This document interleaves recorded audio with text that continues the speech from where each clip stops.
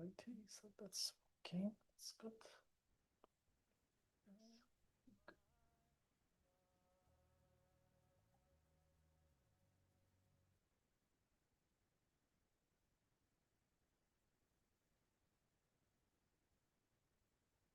And hello, wonderful people joining us today. So here we go.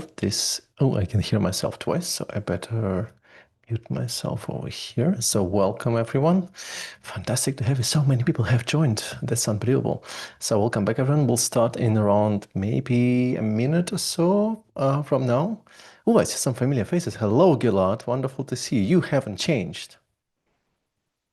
Oh, you're even fireworking all the way in. This is scary, I think, in some way. I think you must have been preparing for this for years. So welcome back, or welcome forward, or just welcome, everyone. Very excited to see you all here. Let's just maybe start with a little, there's a little timer over here. So we all know when we started, when you're going to rewatch this later. So maybe 30 seconds, and then we'll start. Welcome in. Settle in, everyone.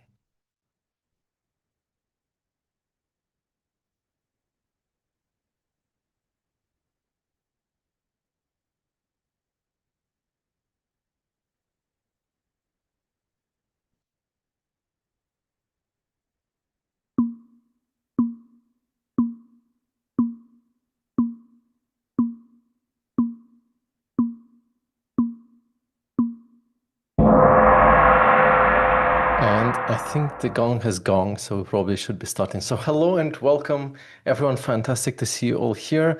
Welcome to also wonderful people joining us on YouTube as well.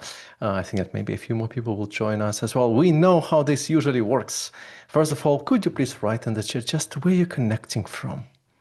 I'm very curious. Sending you a lot of warm greetings, Luis. Happy recovery soon.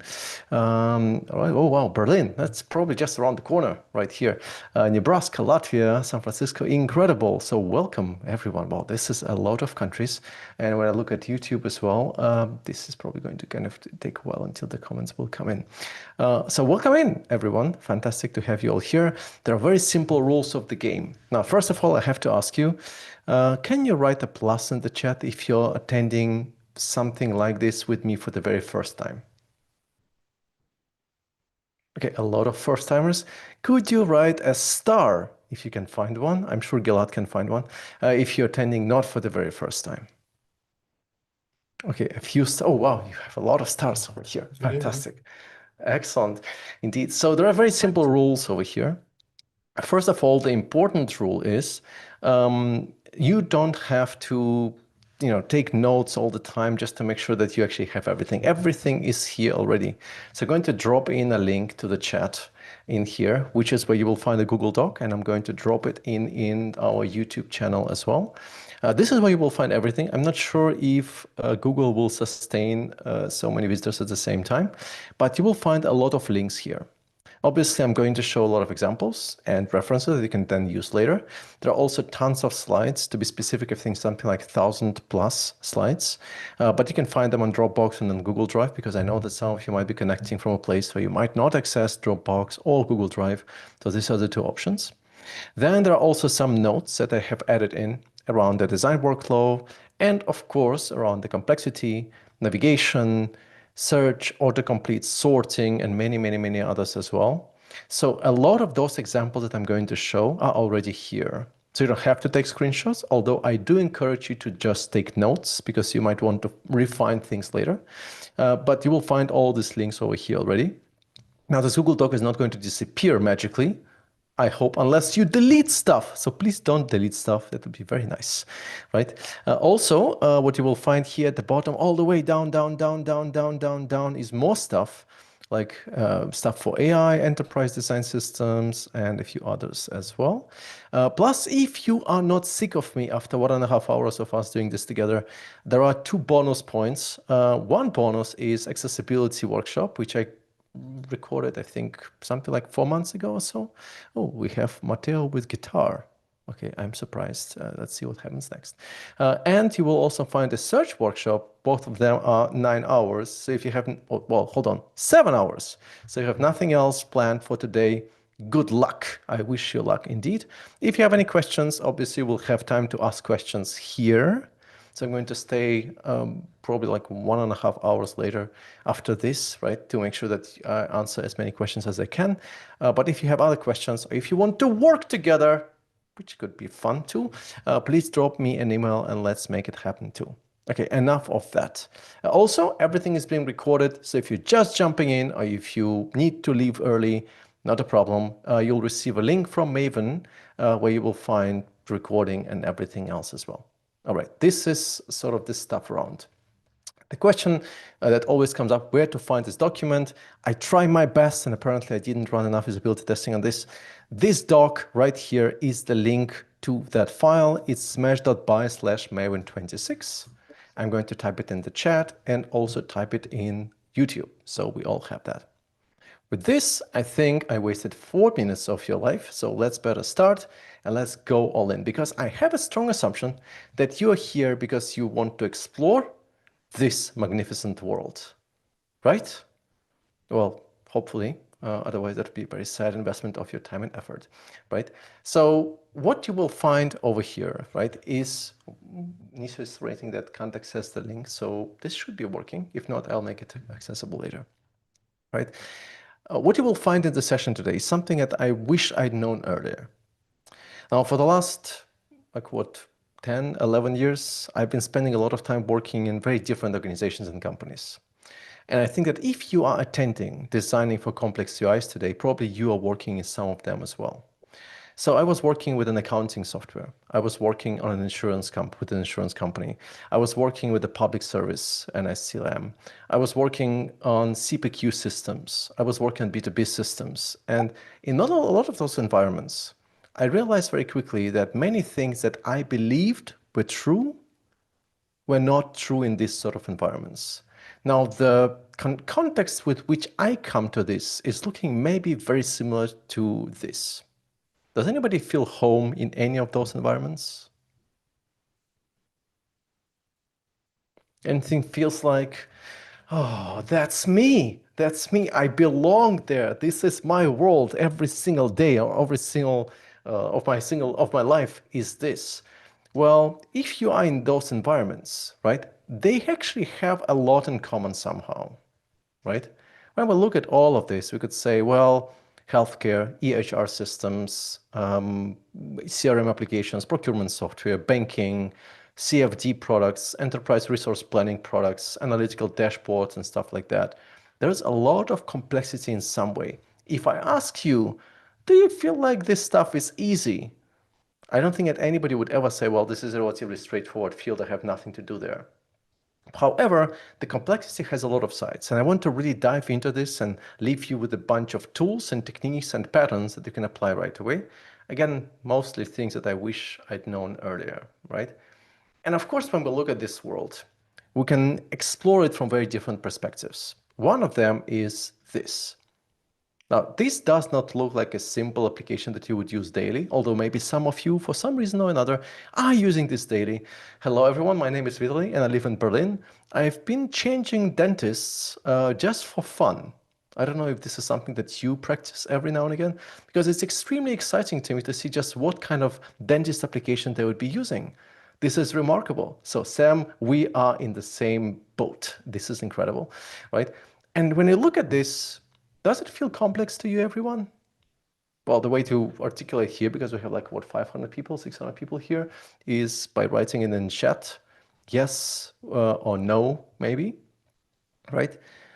This, to some, well, to Veronica, it isn't. Well, hopefully you're not working on this every single day, Veronica, but that depends indeed. Now, when we look at this, what I see here in front of me is not teeth. Well, you did not see this coming in the first slide, did you? What I see here is data. A lot of data, actually. And we have this data grouped and organized in one way or the other. We also have outliers that are marked in some way. We have data points, a lot of them.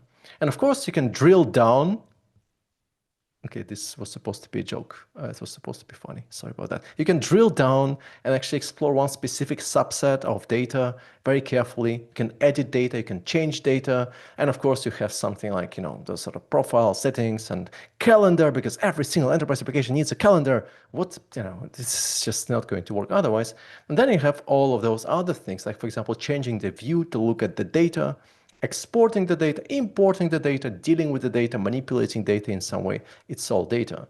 Now, to me personally, there is not much difference between this product and this product. It's almost the same thing, just a very different domain. And sure enough, here we have way more tools. We have way more, basically different features that we could be using. But in many ways, it's data screaming at us that we need to manage. Now, sometimes it's way more complicated than that. Some of you might be hopefully not working in this sort of environment. Welcome. This is supposed to be a Halloween session, but it isn't. Welcome to this world that you hopefully are not dealing with every day. Who is using something like this, do you think? Who would be the main kind of persona for this, right? Traders, brokers, banking, indeed. Very often they'll be using something like this. Plus, it's worth mentioning that this is one single screen, but they will be looking at it from a very different perspective because they'll be having maybe a few of those screens at the same time, right? So if this does not look complex to you, then I don't know what is, right? But very often in these sort of environments, there will be many different displays used at the same time. This is a very famous Bloomberg terminal setup. And very often this Bloomberg terminal setup comes up with an environment like this, where you have maybe 4, maybe 5, maybe 6 different screens. And sometimes if you're going all overboard, you will have 8 screens. Well, 9 actually. Plus, because it's Bloomberg, you probably want to have a dedicated keyboard for your actions. That keyboard that you see right here is looking like this. And of course, what you see here is quick actions to be able to activate certain things like governmental bonds, right? Or commodities or equities or anything like that. So this is very heavily connected to that Bloomberg terminal that you have. Now, this, of course, is a different audience compared to what we maybe are used to, right? Because these are people who are experts in that domain. These are people who know what they're doing, well, hopefully, most of the time, unless they lose a lot of money, right? And these are people who are basically already undergone some sort of trading training, right, to get to the point where they currently are. And this is actually very similar to any complex software that we're dealing with, right? This is a CFD product, right, which is called Collier, I believe, or not. We can basically simulate how particles are moving in different conditions. Now, I'm just coming from a project like, 1.5 months ago with a company that is organizing a power grid in Netherlands, right? And when you look at the products and the applications that are being used there, they all look very daunting to us. And when I come into a project like this, first of all, I want to cry and I want to leave as soon as I can, right? But then the problem there is that it takes me so much time to get anywhere. I don't know if you feel like the same way as well, right? But if you are working on design of such an application, right? Well, you must understand the domain. So the people I was working with, they were undergoing a particular training in physics as designers to make sense of the product that they're designing, right? So what does that mean? I mean, if you look at some of these projects, if you were tasked to improve the efficiency of employees working on this, how would you even approach this? This seems like an incredibly messy, complicated, and convoluted project, right? And I want us to really start feeling a bit more comfortable and a bit more confident after this session. Not because I have all the answers in the universe, of course not, right? But I want to kind of point out some things that were important for me to understand and to learn. So hopefully you can benefit from that as well, right? And of course, as you're writing, FJ is writing good co-design, which would be very important. We need to bring these people in. I'd spend the week just watching them. That's the best thing you can do, to being exposed to how they use a product, right? And so on. But you really need to understand that domain as well. Now, if we abstract away, of course, there are many different sides of complexity, right? This is complex maybe to some of us. This is complex to some of us. This is complex to some of us. But even although it might look daunting, it doesn't mean that it's extremely difficult to manage for those people who understand what is in front of them, right? So when I look at our topic today, what I try to think of is the environment. I want to see what is that environment where people who are using this sort of products will be. And I think that many of you might be in the same boat as well. These products, this complex product, whatever complexity that means, right? Because it's subjective, right? There's some people who understand something like physics. A product that I was showing earlier might not necessarily look complex, right? But then when we look at these products, right? By the way, everybody does see the screen? Do you see this? Okay, excellent. Takes a couple, right? So these products are inherently complex. They are for domain experts. Very often there is no clear linear workflow where you can start and then you finish, like in a form. It's not quite like that. There are also many points of entry. There is a steep learning curve because it's designed for experts. Often these are products that have maybe just 5, 10, 15 users, or maybe 2 users, right? Often these are also products that people cannot choose. If people do use them, very often it's intense usage rates, maybe 8 or more hours a day. And that's important because once you use something for 8 or more hours, then you get so familiar with it that it doesn't even make a difference what it actually exactly looks like, right? Those people also use custom presets and keyboard shortcuts. There are a lot of so-called zombie features and duplications. Zombie features are features that exist, but nobody ever used them, but they're still around because why not? Right? Then what we also get is fragile systems, high-stake situations, and often very difficult environments, like volatile, uncertain, and ambiguous environments. And what we ultimately need to do as designers is to maximize clarity and minimize mistakes, because this is an environment which we're designing for. Does this feel like home to you, everyone? Well, before that, I showed you just an overview of the different products. It does not matter what those products are. What matters is the environment in which we happen to be, right?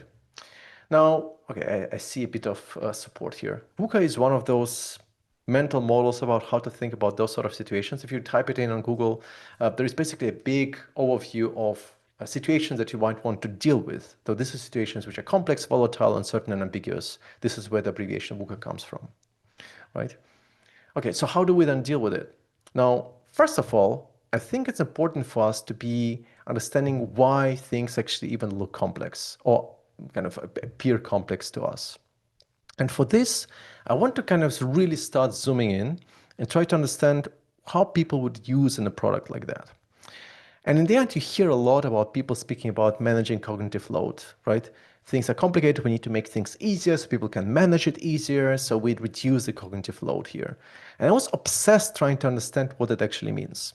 If we look at something like this here, right? And I think about it, how can I measure cognitive load here? How can I understand if somebody is very happy with the product or very unhappy with the product, if they're stressed with this product, if they're not stressed with this product? It's very hard to say. Very often, I think that one of the first ideas that we have is, well, we need to simplify. And I think that this is the first thing that I learned, that this is a really big mistake, because you cannot simplify complexity. You can simplify complexity by removing it, but you cannot remove it and keep people effective or efficient with the product. There is this famous law, the Tesla's law, about conservation of complexity, because complex systems always preserve their complexity. We can't remove it, it has to be dealt with. The question is how much burden we put on the user and how much on the system or the technology. What the hell does it mean? Well, that basically means that if you actually need a product that is matching the complexity of the real world, which can be messy, convoluted, and chaotic, and that people need to be able to manage, right? Then we can't just oversimplify, because then it will not match the complexity of the world. The question then is, how do we help people navigate that world, right? And very often we can do a lot with decent defaults, with decent presets, with decent reuse of some features, with different views and exports and things like that. So as long as we can put that burden on the technology while still making this complexity exposed to users at the same time when they need to have it exposed, this was when we're actually improving the product, right? And I really didn't understand it for a while until a friend came to me and said, think about every product being like a city. Like, what do you mean? Well, every product is very much like a very big city. Think about every complex product like New York. There is a lot of stuff happening. There are a lot of requirements. There is a big infrastructure. There are a lot of shortcuts, chaotic behaviors, things that are unpredictable, snowflake scenarios, and stuff like that. The worst thing you can do is to simplify. The second worst thing is to do, or that you can do, is to say, well, let's just make it more consistent. No, this is not what you want to do, because this whole environment often leaves from being incredibly incoherent. You can't enforce consistency in a world which is inconsistent. Then you just break that product for people who actually desperately need it, right? So what you need to do then is to find a way to orchestrate people's ways of working around it. And then I still couldn't understand what they actually meant, until they said, well, if we look at something like this here, right? And we think about how people would use it, what would be a great way for you to kind of understand the task and the thing that people are performing? Well, I would say, well, probably I want to understand what people are using here and what people are doing here, right? I need to ask questions, as Ankita is writing. I need to see how people use a product. And that's usually indeed where the starting point would be. But no, he said, every product is like a city, which means it has islands. If you think about the city where you're living, there is an area where you spend most of your time. That's probably home. That's probably your workspace. That's probably maybe your favorite places where you pick up your children from kindergarten and stuff like that, right? Every product is like a city, meaning that in every product, you will have some flows, have some routines. You have something that people are using a lot. Could be features, could be workflows, could be presets, could be templates, or anything like that. You just need to understand that. If you want to improve the city, you need to improve the area where people are. Does it make sense, everyone? Then it kind of made sense to me, right? But then how do you actually do that, right? This is something I still couldn't understand. Well, let's take a look at an example. If you think about this cognitive load that I was speaking before, well, of course, we could say that, people are, of course, don't want stress. They want to be able to make progress. But when we think about high cognitive load, well, we mean that we don't want people to feel overwhelmed by a product. In fact, people are actually very, very good at finding shortcuts. They avoid things they don't like because of the islands, right? They avoid things they don't understand. They avoid things that are hard to use, and they kind of find shortcuts to make things work for them, even in a badly designed product. And especially, of course, they will avoid things if they're overwhelmed by a product. However, we must say at this point that it heavily depends on expertise, what people are used to, people are expecting from other products, and so on and so forth. Now, there is this wonderful poster, by the way, about UX myths, and if you Google it, you will find it as well, which kind of lists a lot of things which are kind of UX myths, which are not true, like that people don't scroll, that people can't make optimal choices, or people always make optimal choices, and so on and so forth. And in many ways, this is also fitting the bill as well, because I think a lot of things and a lot of rules that we are thinking of just don't necessarily fit in general, but also in the world of enterprise and complex products, right? So looking back then, again, people are very, very good at kind of finding the ways and shortcuts, right? But the question then is, when do we need to make a change and what kind of change do we need to make? Well, at some point, if somebody is using a product for a long time, they stop noticing the UI entirely. I think I had too much coffee today, so sorry if I'm a bit abrupt, right? It just becomes a matter of efficiency and resilience. So if people can be efficient and resilient with the product, then they will use they will rely on it and they will have no problems using it. Let's take a look at an example. Remember this thing that I was showing before?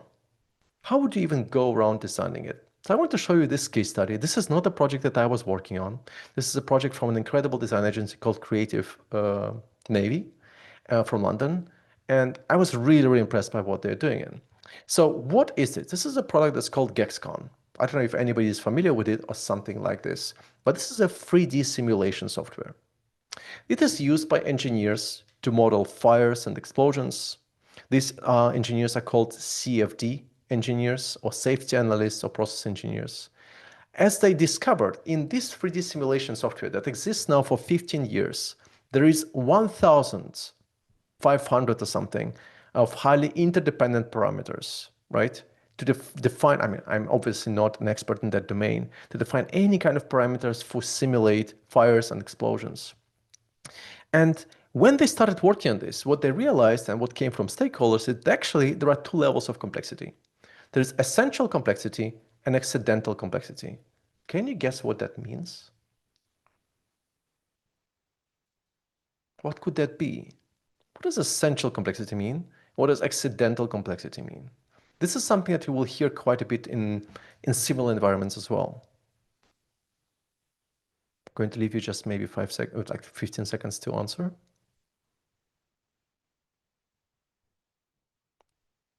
MVP features, very good, Alexander.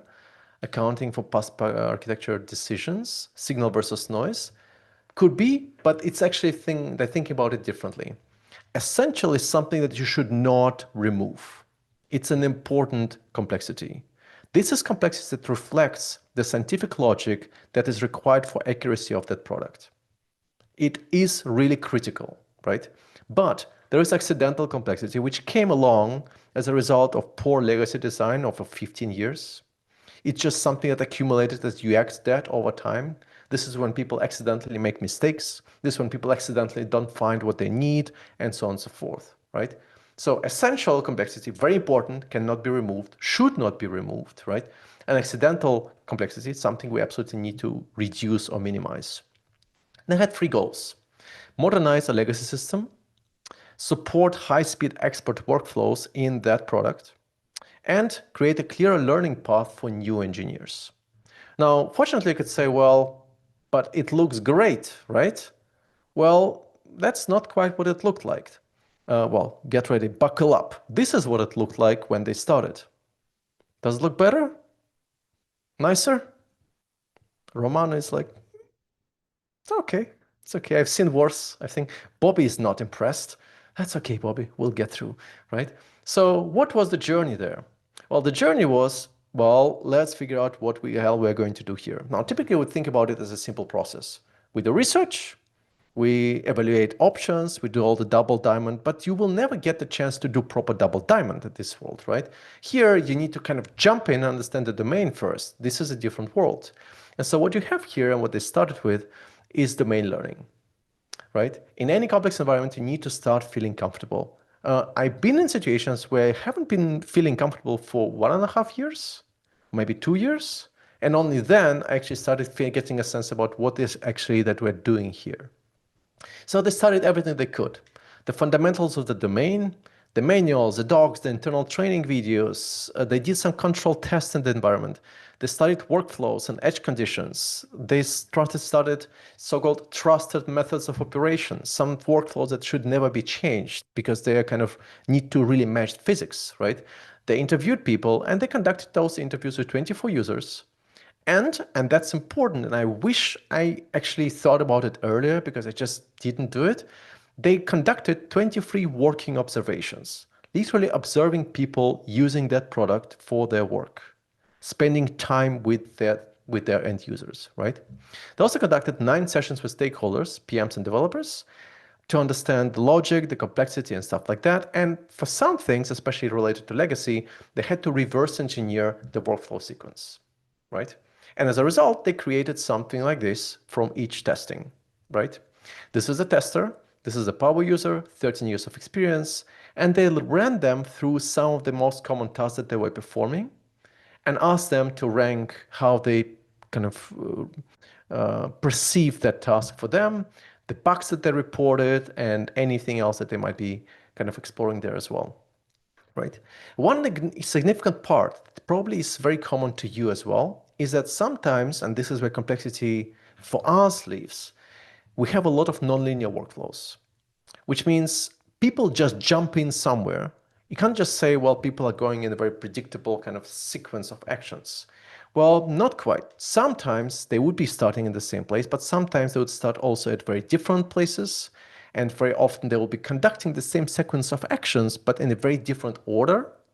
And also sometimes at different speeds. And of course, also with different expectations what's going to happen.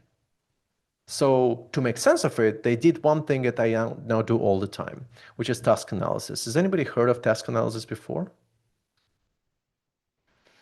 Yeah, this is probably like a kind of bread and butter of what we're doing in these sort of environments, right? But in this case, they identified 102 individual tasks. And then they tried to understand the goals in each task, how often this task occurred, the level of difficulty, and actions taken to complete them. Don't worry, by the way, I will jump into design patterns a little bit later today as well. I just want to really understand and get a feeling about how we would deal with something like this. So they then ended up creating this sort of overview, right? Where you have behavior, frequency, desired outcome, as user said it, complexity, patterns that emerged in behavior, and the overall user needs over here as well, right? So you have import scenario, set simulation type, run leak wizard, and things like that, right? However, sometimes they had multi-step tasks, so they had to identify the hierarchy of needs there as well. And after that, they converted it into a set of requirements for components and for flows, including purpose, constraints, dependencies, and expected behavior, right? And these were the first iteration that they actually had, right? This is iteration 1. And if you look at this, well, we probably wouldn't understand what it is. We spent like, what, 5 minutes on it, right? Have variables, and we have appearance here, and we have a few views over here with different variables that we can control, right? And then from here on, they were exploring other areas as well, because if you look at it, obviously, you need to be able to prioritize what matters and deprioritize what doesn't matter, right? And so when we look at, for example, data fields over here, should it look like this? Should it look like this? Should we show everything collapsed to enable people to navigate in between? Or should we actually keep it like that in separate views over here, separate panes? And then they kept going, and they kept going, and they kept going, and they kept going. And of course, as you see here, to us, it looks like, oh my God, so much navigation, so many tabs, so many views, right? But this is pretty much the the wireframe of what they actually ended up then creating. And what we also have here is this tree or grid, well, data tree over here with different statuses also highlighted over here to indicate if it's something that requires attention or not. Now, along with it came, of course, a journey around different monitoring tools that they had to design as well, right? And specifically, even looking into further details, oh my, I think this is really, really important.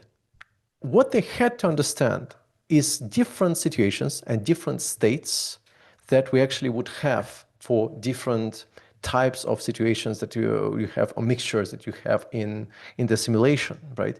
So they had these 16 different scenarios that they had to explicitly define together with the experts, right? To identify at which point and how they're going to visualize and highlight different things differently.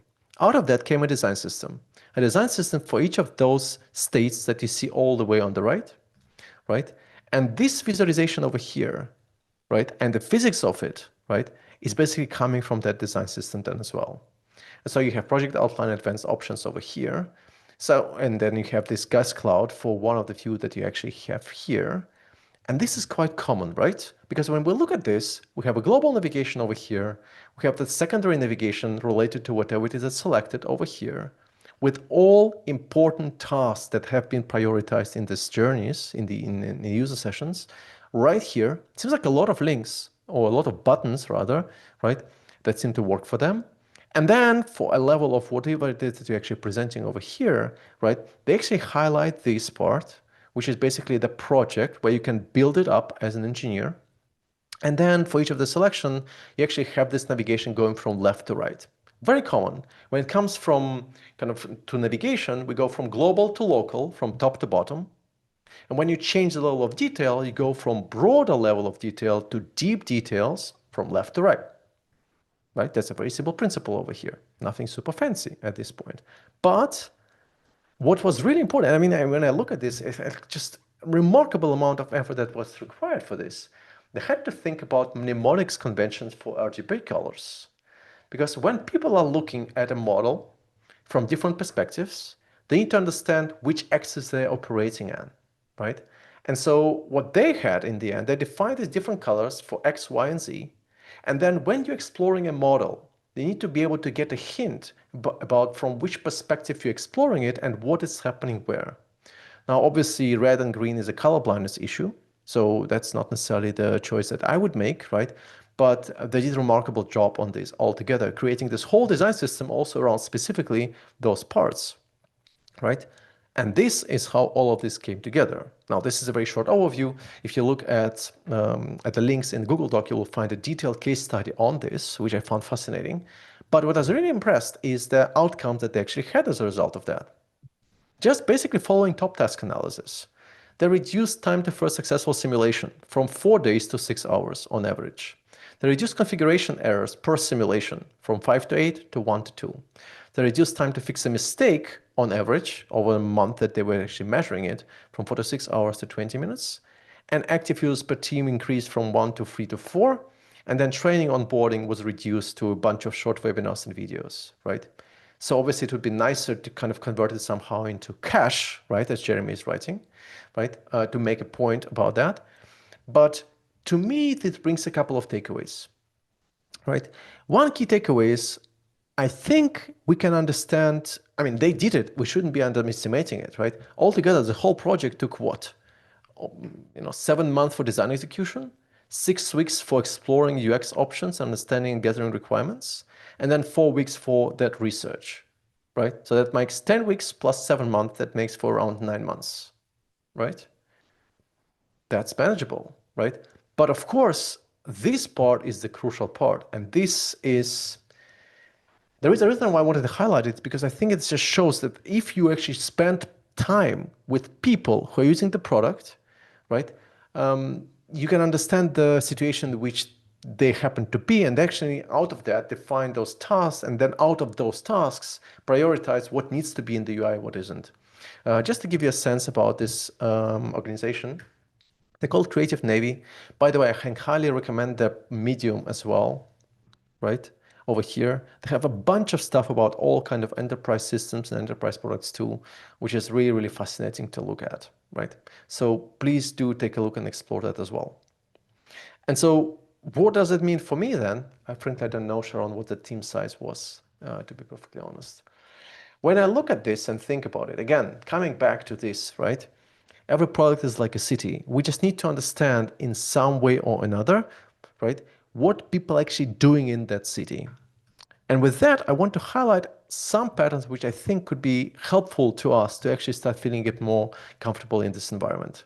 Let me just jump in and move towards navigation and dashboards and tables and stuff like that. So buckle up. I hope there will be some useful notes in here as well. So, well, when we think about this sort of navigation, right, I think that a very common situation in which we find ourselves is thinking about, what can we use? We have a lot of different modes and all different design patterns we could be using. Navigation, bars, mega menus, accordions, hamburger menu, carousels, footnotes, side notes, infinite scroll. There are plenty of options. Now, again, this is a different world because this is one world which is quite complex. This is another world, which is quite complex, right? This requires very often very, very different situations, very different solutions. But this is the third world, which is again quite different too, right? If you're working on something like in-car UI, right? Well, then the security is very important. And so the way of how you design your navigation, for example, will differ significantly there as well. This is designed for expert users, so they need this sort of tooling as well. So how do we improve that experience? Well, let's break it down and see what we can do. One thing that often comes up in those sort of environments, of course, is this notion of nesting. Right? Nesting as we're used to it in very simple environments like this mega drop-down navs, right? You go in one of the sections and then another section shows up, and then you, of course, go over the wrong boundary, and then before you know it, you have to start all over again. This is a disaster in many applications and in many systems. That's something that we desperately want to avoid. Now, very often you will find people, of course, solving it with a triangle pattern. You might have seen this before. So if you have, let's say, navigation, and that navigation opens a content menu on the right, on the left, right? What you basically have is, well, you draw a triangle. You draw a triangle connecting the point where your mouse pointer is with the boundaries of the content area, and as long as the user is navigating within it, right, then you kind of keep showing this content area, right? Sometimes, especially in our enterprise world, it will not be that easy because there you might need to be a bit more careful, right? For example, sometimes you will find situations where people are actually really crafting and building this little SVG path to cover just enough right? To make sure that people actually really looking forward or exploring these sort of sections or this subsection. Why would somebody go to extreme? Isn't triangle just easier? Just have it and then it's done? Well, you might have something else over here and over here and over there and over here as well. Because in our world, we have a lot of density, information density. So here we cannot just say, well, let's just use triangle. That depends on how much you're going to display. Obfuscation by accident as well, as Ken is writing. So we need to be more careful because ultimately, this is the same problem that we have in context menus, right? So that's what we want to avoid. I think that I'm crying every single time when I'm looking at this. This is not fair, right? What we actually want is this. So much better, right? So much better. So how do we do this? Well, we need to find a way to enable people to navigate that path, right, with a mouse precisely, fast, right, and without making mistakes along the way. So how do we do that? Well, if we look back at this example that I was showing with the SVG exit area path, this is the journey that they have taken to make it work in a simple menu. Very simple menu. Obviously, you will have different views of that, different configurations, different alignments and stuff like that, right? But it must be responsive, right? And so this must change depending on where you are, from the top or from the bottom, like whenever you're coming in from the left or from the right. So that must be quite flexible. That's not easy already.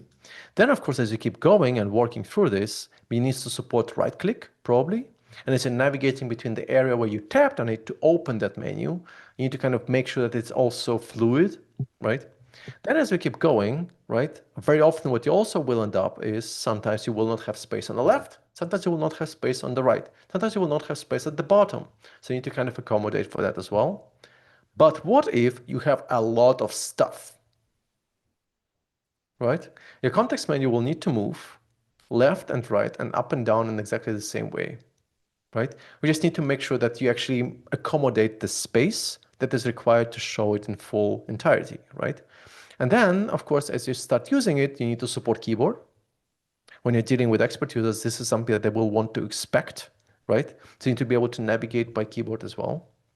And of course, if you have a lot of those sections, people need to be able to use keyboard to move for accessibility reasons, right? And then even further than that, if you have a lot of things going on at the same time, you'll have multiple levels of nesting stacked not vertically, but horizontally and vertically at the same time. So it very quickly becomes kind of a fight against the windmill, because depending on what the user maybe ended up creating or setting up or using, it might become very daunting very, very quickly, right? So what do we do with that then? Well, first of all, again, the reason and the way of how it's done most of the time it is with this triangle pattern or with this more delicate SVG path area, which can be quite challenging to pull off, right? And I want to show you just one really incredible example that I discovered, which is coming from PostHog, right? I have this really nice little website, which is a desktop view website in a way. And I tried to break this navigation in some way. I'm going to drop in a link here in the chat. And if somebody's watching this on YouTube, could you please type it in the chat as well? So you can move between 4 to 5 to 6 levels, right? And then eventually you might say, well, it must break. Well, as you will see in just a second, I think, as you keep going here, I really tried very hard. But even if you're somewhere in between a couple of sections like you are here, it does not break, right? That's actually quite impressive for me to see on its own. So this is kind of this implementation action that we absolutely will need. But we're just getting started. Because the other thing we absolutely need is a tree navigation. With tree navigation, we basically structure complex data into kind of organized levels, and we need to make it accessible. Well, this is not always working, because of course you can think about tree navigation looking like this. This is an archaeology data service from the UK, and it has, I think, something like 1.3 million records or so.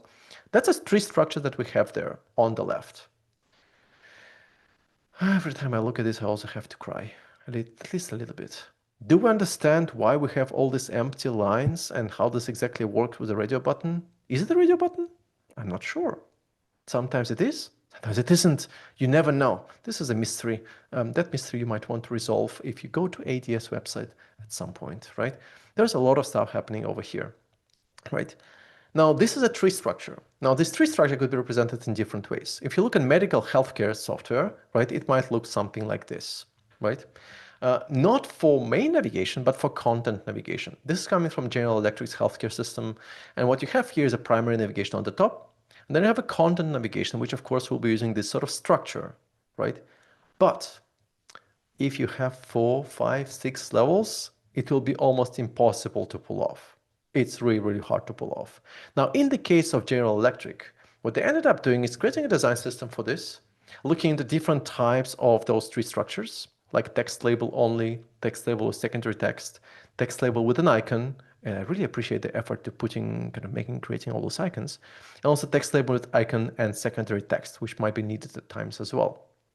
However, of course, when we look at some of the things that they actually ended up creating, they were really, really careful about the icons that they were choosing. This was a huge, I mean, if you're working in a medical environment, I highly recommend you to look up the icon system that they actually put together for all kind of diseases and all of that. It's incredible. Obviously, this does not necessarily represent kidneys, right? Neither does or this, right? So that's a bit of a no-go, right? But there's a whole structure around it, right? Around the spacing, around the right to left interface there as well. But the point here is, and this is what I wanted to articulate here, is that sometimes if you have, let's say, 2 levels, right? Oh, this is funny, Gilad. If you look at, if you have 2 levels or 3 levels, that works.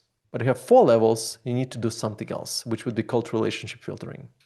Some of you might have seen this before, where you basically open the filter selection, right, or navigation area, and you allow people to navigate from left to right rather than in a tree structure. In some way, you can actually replicate the same thing by going from left to right here as well, right? So basically, if you have a lot of options, this is probably the best thing that you can do. However, sometimes this is reserved for something else, because you might have something like a multi-level app menu. Because if you're working on the product long enough, you will find that sometimes you reach a moment when the navigation is just challenged by too many things, too many features, too many options, and it's hard to keep up with the pace of development here. This is a wonderful use case and case study from Intercom, which basically is redesigned now, and it looks like this, right? So we have the global menu, we have the second level, which is a second level navigation, right? And you can also pin it, so you can see both at the same time, right? And then you have the third level, then you have the fourth level all the way on the right, and you can also change the view, as you can see at the bottom too. Now, they had a problem. The problem was, when people were looking at the primary navigation, they couldn't find what they are looking at. Because obviously the icons keep piling up, and eventually this is a very common situation in a lot of products of a particular complexity, right? So they try to prioritize things, right? So things that are on the top are prioritized, things that are at the bottom are kind of not really prioritized, but people couldn't understand what they were, right?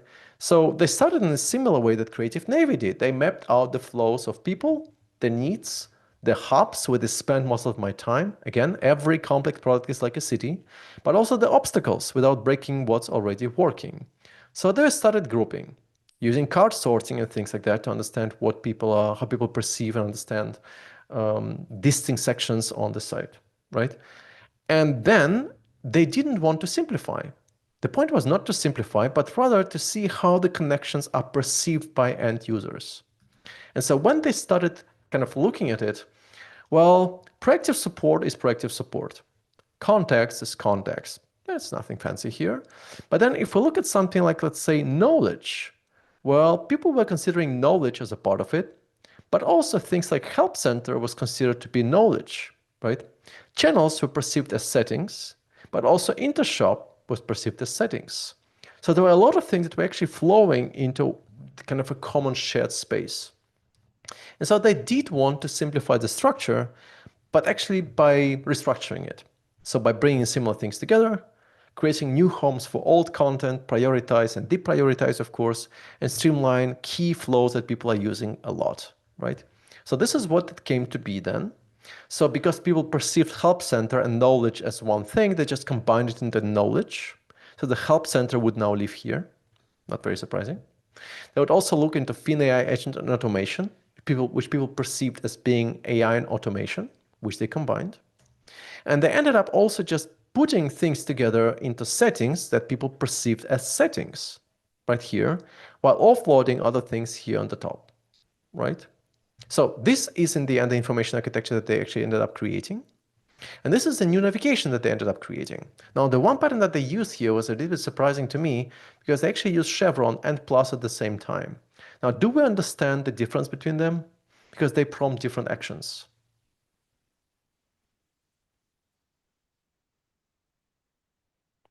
Now, this is what I struggled with as well, right? Because when we look at plus, well, it could actually signify expansion, but it doesn't. It's adding a new person to that database, right? And this would be opening or collapsing that view.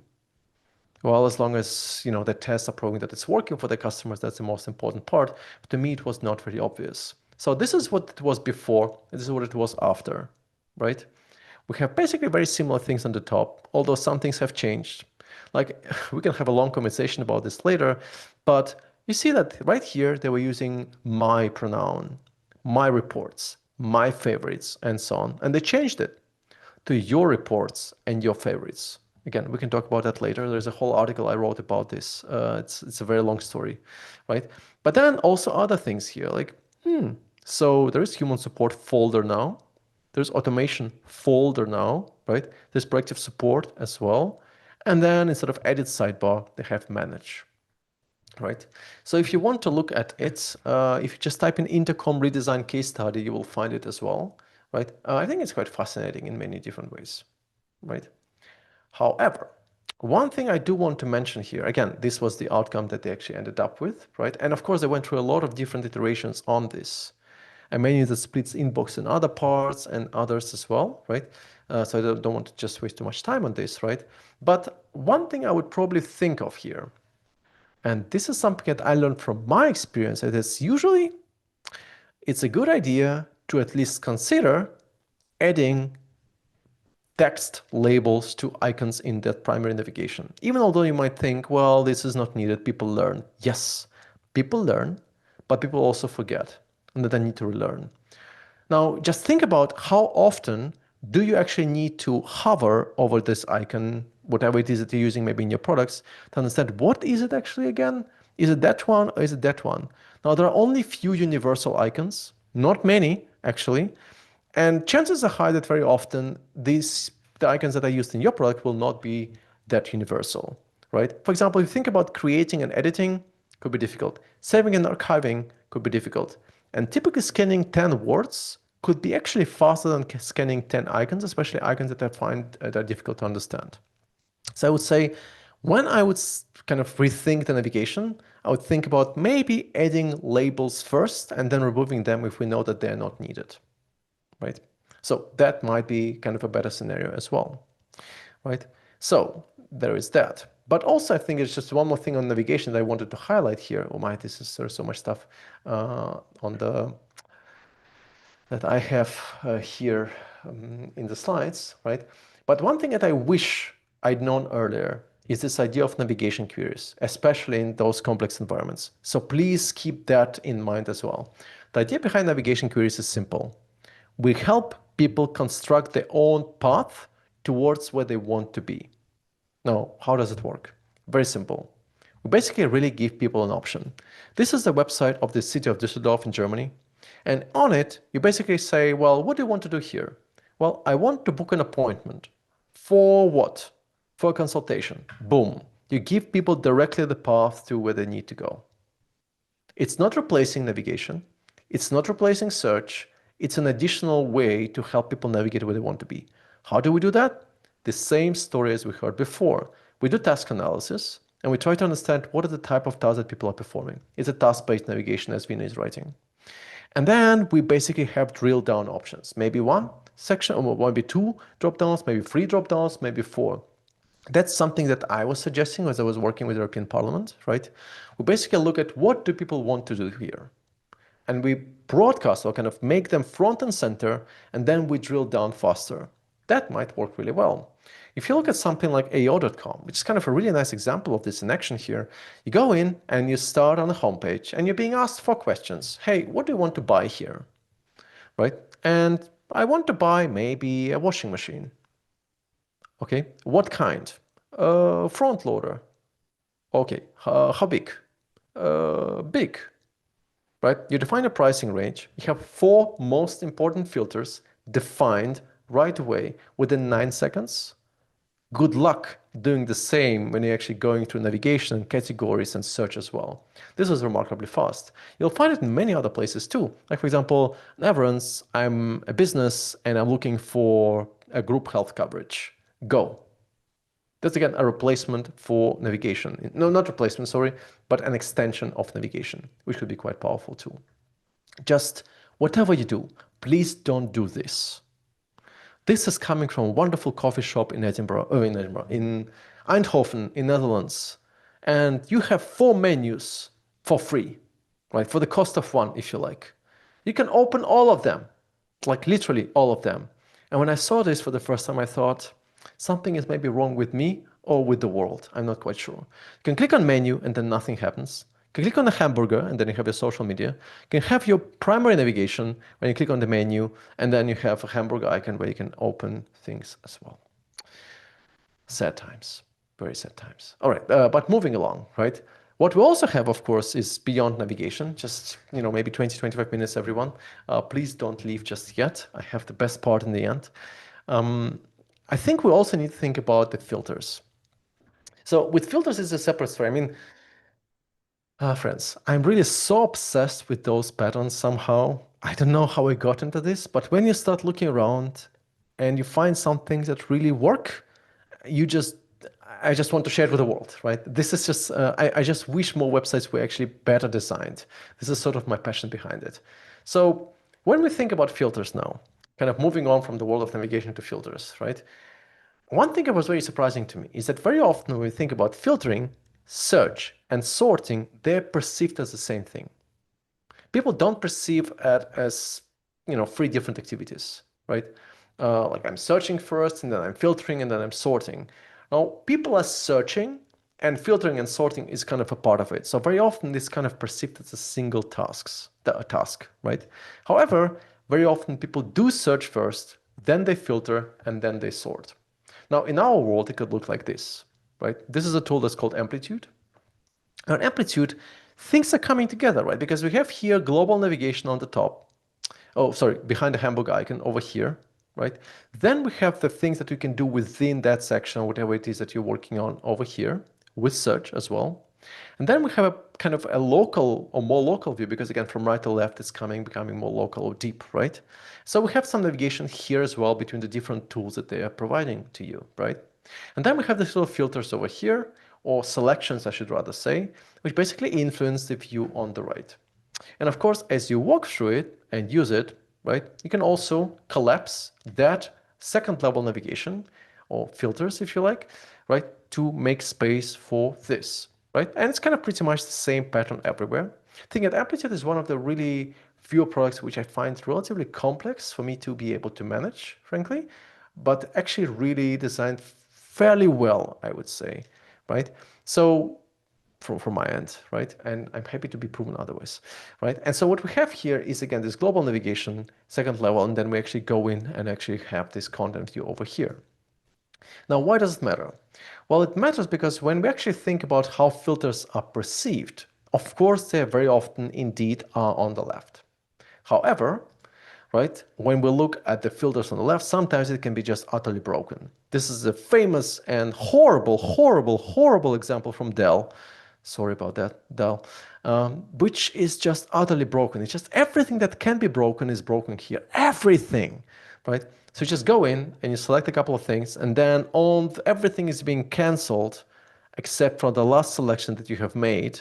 There is not very clear indicator why that happened. Then eventually it actually starts loading things, and then you're fighting against the windmill, because as you go through the filters, and typically it happens from top to bottom, right? As you click more, it auto scrolls you all the way to the top. So you have to fight against it and go all the way back, and then it forces you to go forward, and then you actually want to go back. And then at some point, just something really strange happens, because you now selected 14-inch and you can now select 15-inch. This is it. It's not checkboxes, it's freaking radio buttons. That's not fair. This is an interface lying to me. That's not fair. I don't want this. Never. And then I keep going. Right? This is a wonderful example from Walgreens on the left, where you have let's select a couple of filters over here. And so you have all the sections, right? We know how this works, right? And then of course you have the pop-up showing up because why not? I mean, it only makes sense. And then whenever you select a particular filter, it exits the filtering overlay. So you have to reopen it and interact with it again and again and again. I've never seen a single person in the universe who would want to use exactly one filter at a time and exit an overlay and reopen that overlay to select more filters.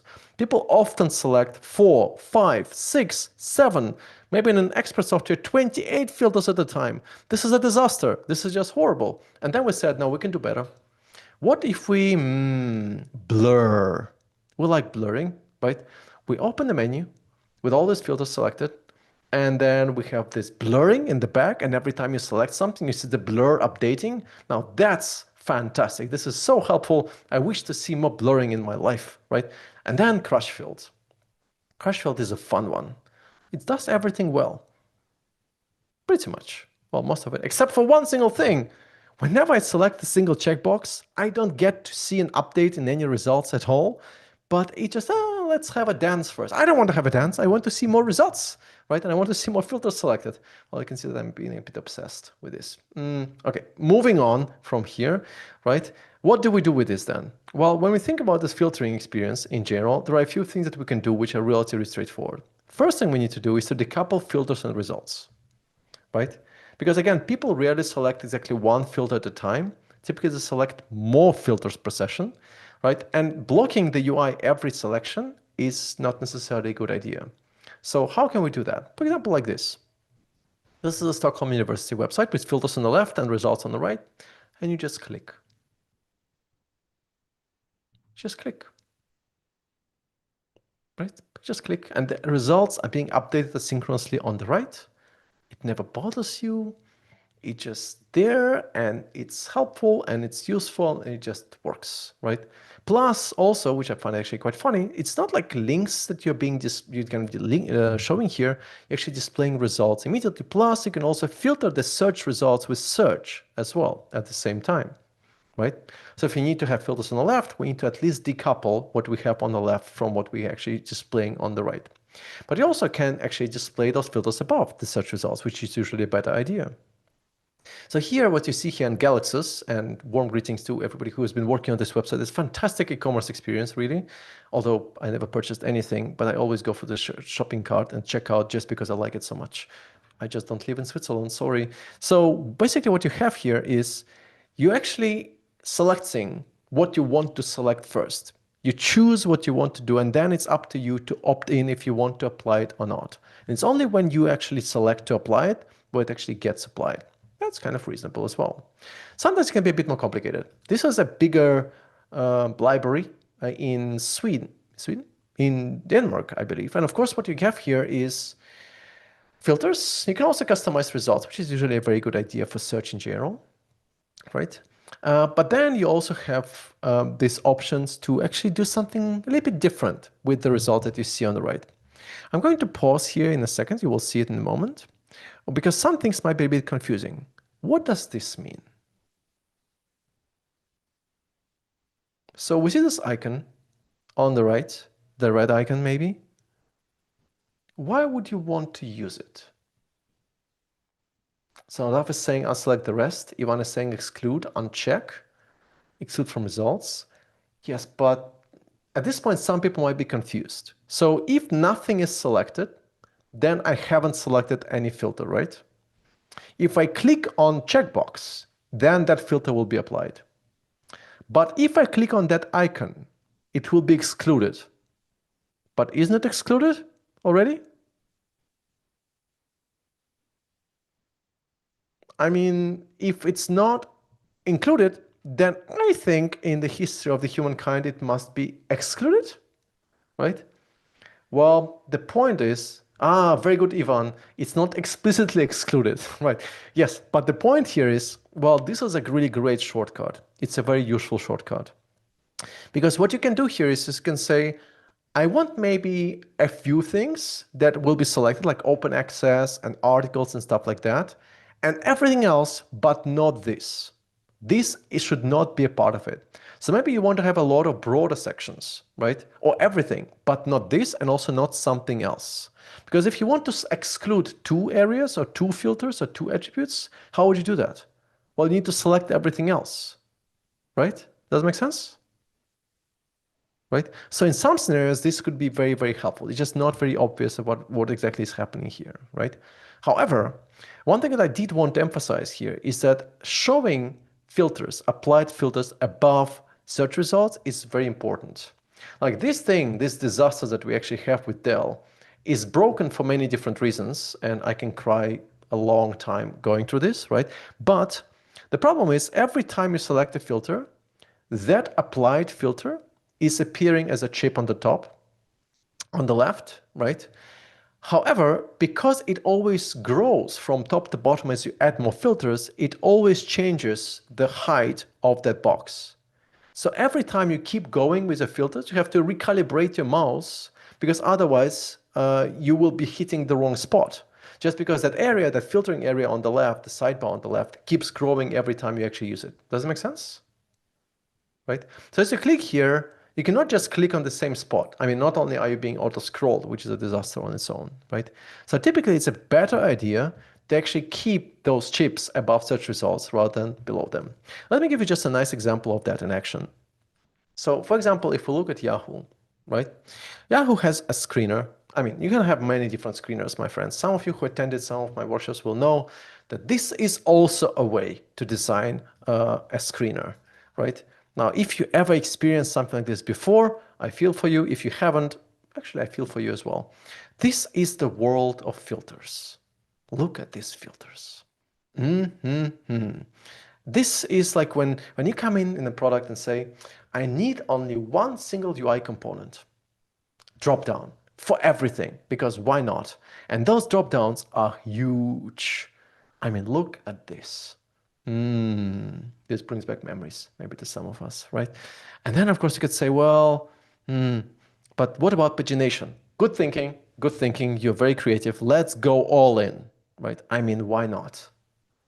That makes sense. So if you're ever looking for more drop downs in your life, that would be a way, right? And of course you can say, well, you select filters, gets applied. You select a filter, gets applied. Select a filter, gets applied. There is a better way.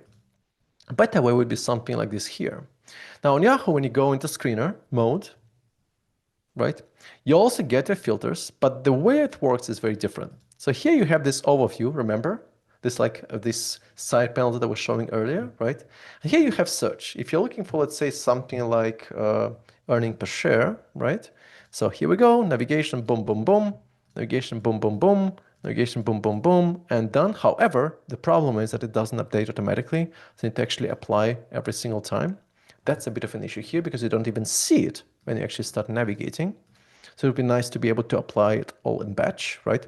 But you have this navigation between different sections, going to further subsections, and then going to specific filters. And you can also define the value for that as well. And this is how you actually construct your filters, right?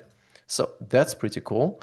Plus, on top of that, you also, of course, can adjust it from here and here, right? As well as here. And if you want to remove it altogether, you can do that as well. Better. You can be creative with filters, right? I believe you can. So this is product chart. This is the world of full of surprises, I should say. So if you look for a new monitor for your work space, how would you usually do it? Well, you go to an e-commerce website, you go into category displays, maybe you're looking out for the best displays in the universe and stuff like that. No, you can do better, like this, right? Look at that. I mean, why not? Oh, don't chat with AI. We don't chat with AI. We tell AI what to do at this point, right? So here we go. We have the filters, the most important filters. You select what density is important to you, and boom, and boom, and boom. Plus, if you care, right, you could say, well, let's do something very exciting, right? Like, for example, I don't know, we can map the screen size against the price. Wouldn't it be more reasonable to, I don't know, choose inches per dollar? That seems like a good metric to have, right? And then brightness. That's probably the weirdest thing you can ever have, but you can, right? Looks bright to me. Yeah. And then you can compare things side by side as well. That's again another way of kind of designing filters. I mean, there are plenty of ways, right? So what do we take from this? Well, when we think about this and we actually do this, right? Again, I would say that a lot of times something like this relationship filtering can be very powerful. Well, I wish they supported projectors as well, Jacopo. That's definitely true, right? But sometimes you can do a little bit more. Like this is another view where you can actually put it all together, where you can actually build up your own queries and filters. Sometimes it's actually much more meaningful to do this instead of actually giving people all the filters at once, right? So there is that. But of course, actually, when we start diving into this, there is a little bit more to this. Because one thing that I think is really important here, I just don't want you to be living without this, is the notion about how we're going to deal in situations. Let me just jump in here. All right. Okay. Just a moment. Ah, of course, I've forgotten about it. In situations which would be a little bit different. Okay, let me just show this example instead because I can't find it. So this is MediaMarkt. MediaMarkt is an e-commerce website in Germany. And what we have over here is a search box. We feel comfortable without the search box, right? I think a search box is okay. We can do a search box. So if you're looking for something like HDMI, we have this view here. We have some product recommendations at the bottom. And then we have this. Now, please write a plus in the chat if you know how clicking on this icon is different from clicking on this over here. Sorry about that. I accidentally accepted all cookies, Jessica, I promise. Okay, so some people do know, some people do not. Well, one thing that's quite obvious, if you, oh, hold on. If you don't know what it does, what do you expect it to do? Right here.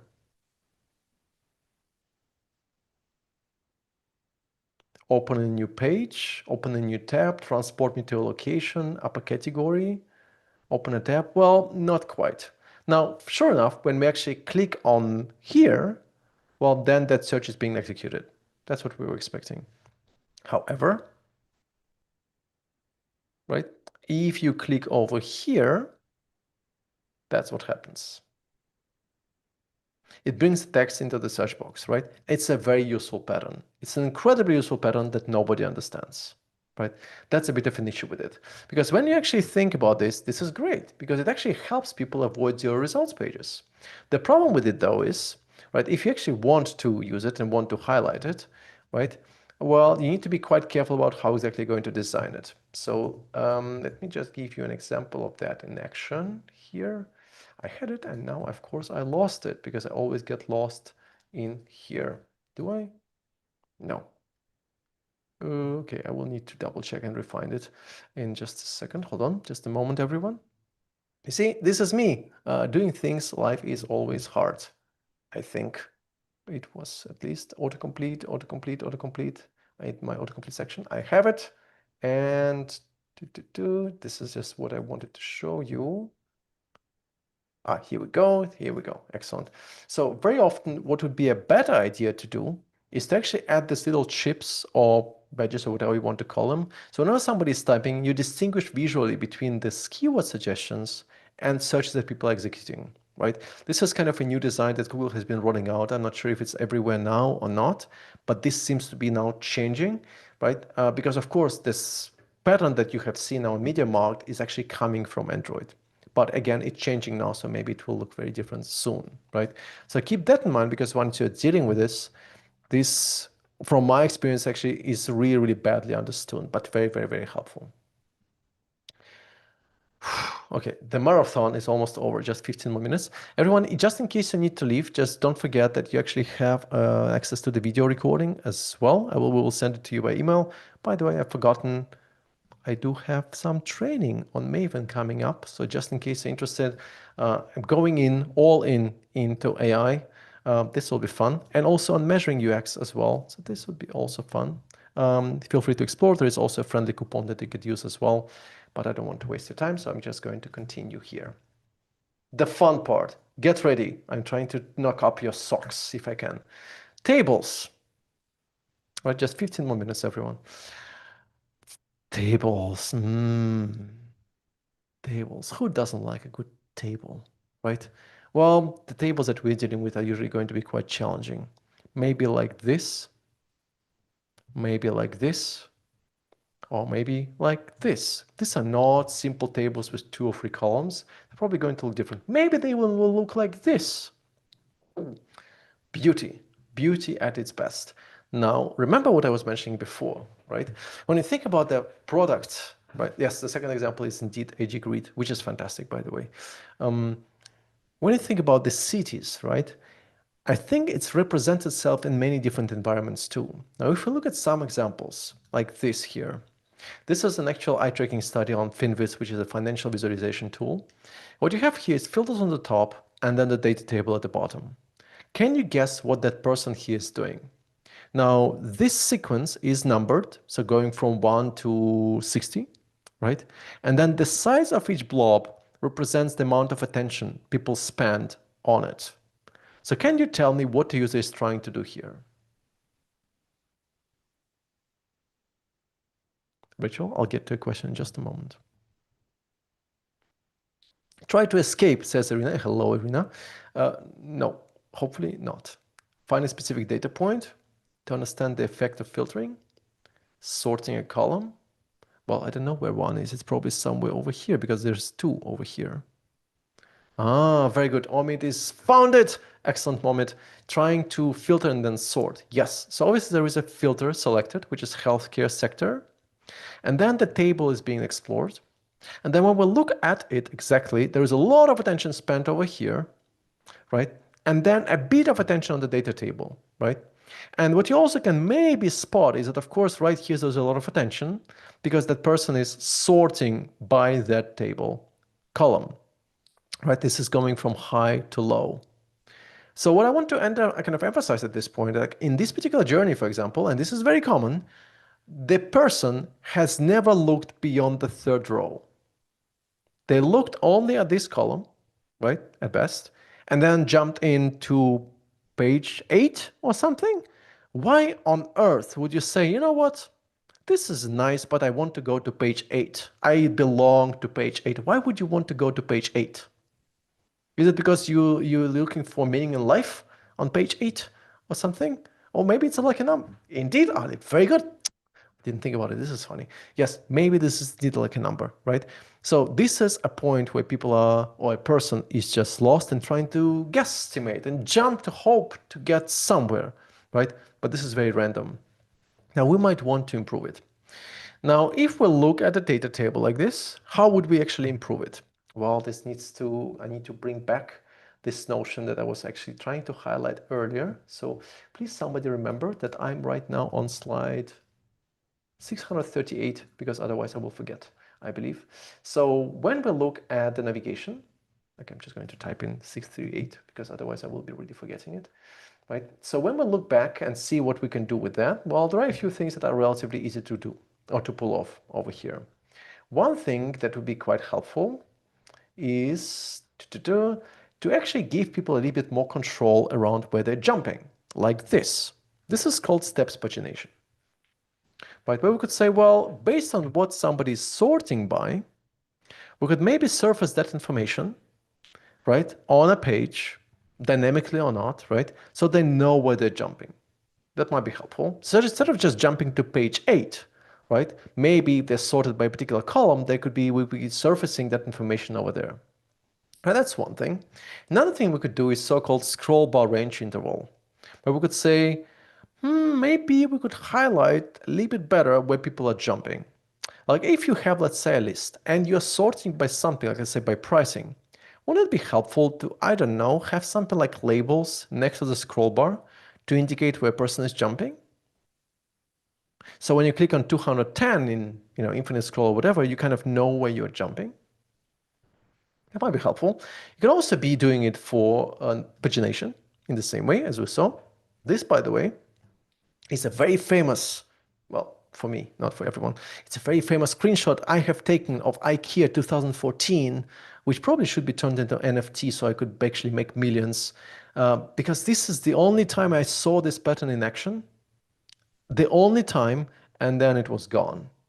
But I remember, I'm like an elephant. Pagination, I never forget. This is my life, right? And so this could be quite helpful in some way, where we actually can help people navigate a little bit more predictable way, right? All right, so good. But then what else can we do? Well, when we actually start thinking about what else is possible when we're designing a table, well, we need to start from the beginning. And the beginning is trying to understand the architecture of the table, right? The table consists of, guess what? Cells, rows, columns, and also interaction modes and commands and stuff like that, right? And so when it comes to cells, we have different content types: interaction, content, data quality, valid, invalid, error message, input hint, and so on and so forth. Can be read-only or editable, and so on. We also can have different row interactions and actions: move up, move down, normal, hover, selected, and so on.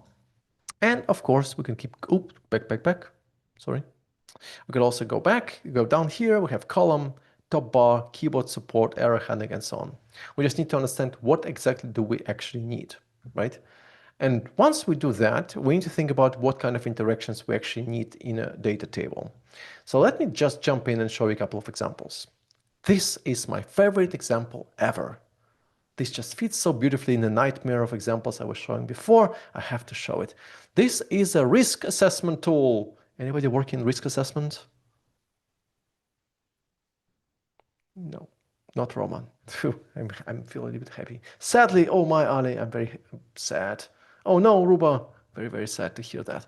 Well, this is what we get here. We have buildings across countries, in different cities, in different states, with different addresses, property values, construction types, and also different rankings in terms of water supply, sprinkler protection, just to make sure that things don't go bad. Right? Also, oh my God, what the hell is this? We have this beautiful, eloquent, intricate triangles. Friends, what do these triangles mean?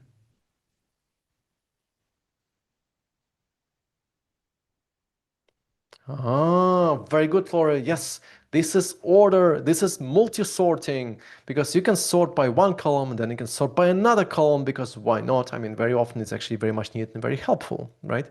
And so triangle is a way to illustrate that. We are working with wonderful people like Dave. Dave is a loss prevention consultant, and he basically works with policyholders to identify potential loss generators. So he's going to facilities and factories and tracks equipment for areas with potential for accidents and property damage, right? And so as he does, he needs to fill in the data in the data table and then come back home, well, not home, to his workspace and fill in that data table that looks like this.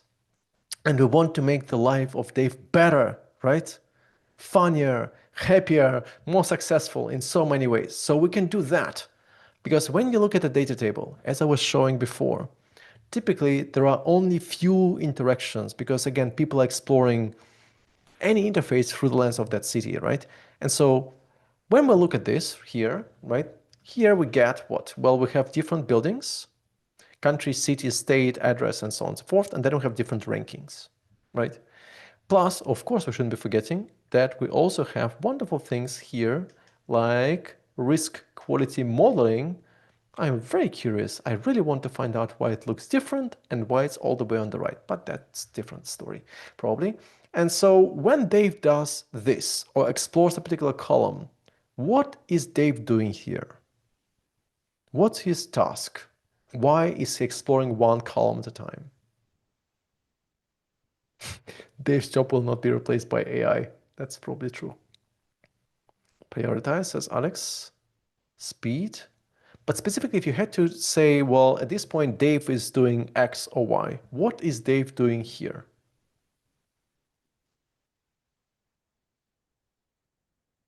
Yes, that's a risk category, indeed. Yes, so Dave is comparing what? Losing his mind. That's not. Yes, so Dave at this point is actually comparing all the buildings that he has over here by a particular risk factor, right? But what does Dave do here?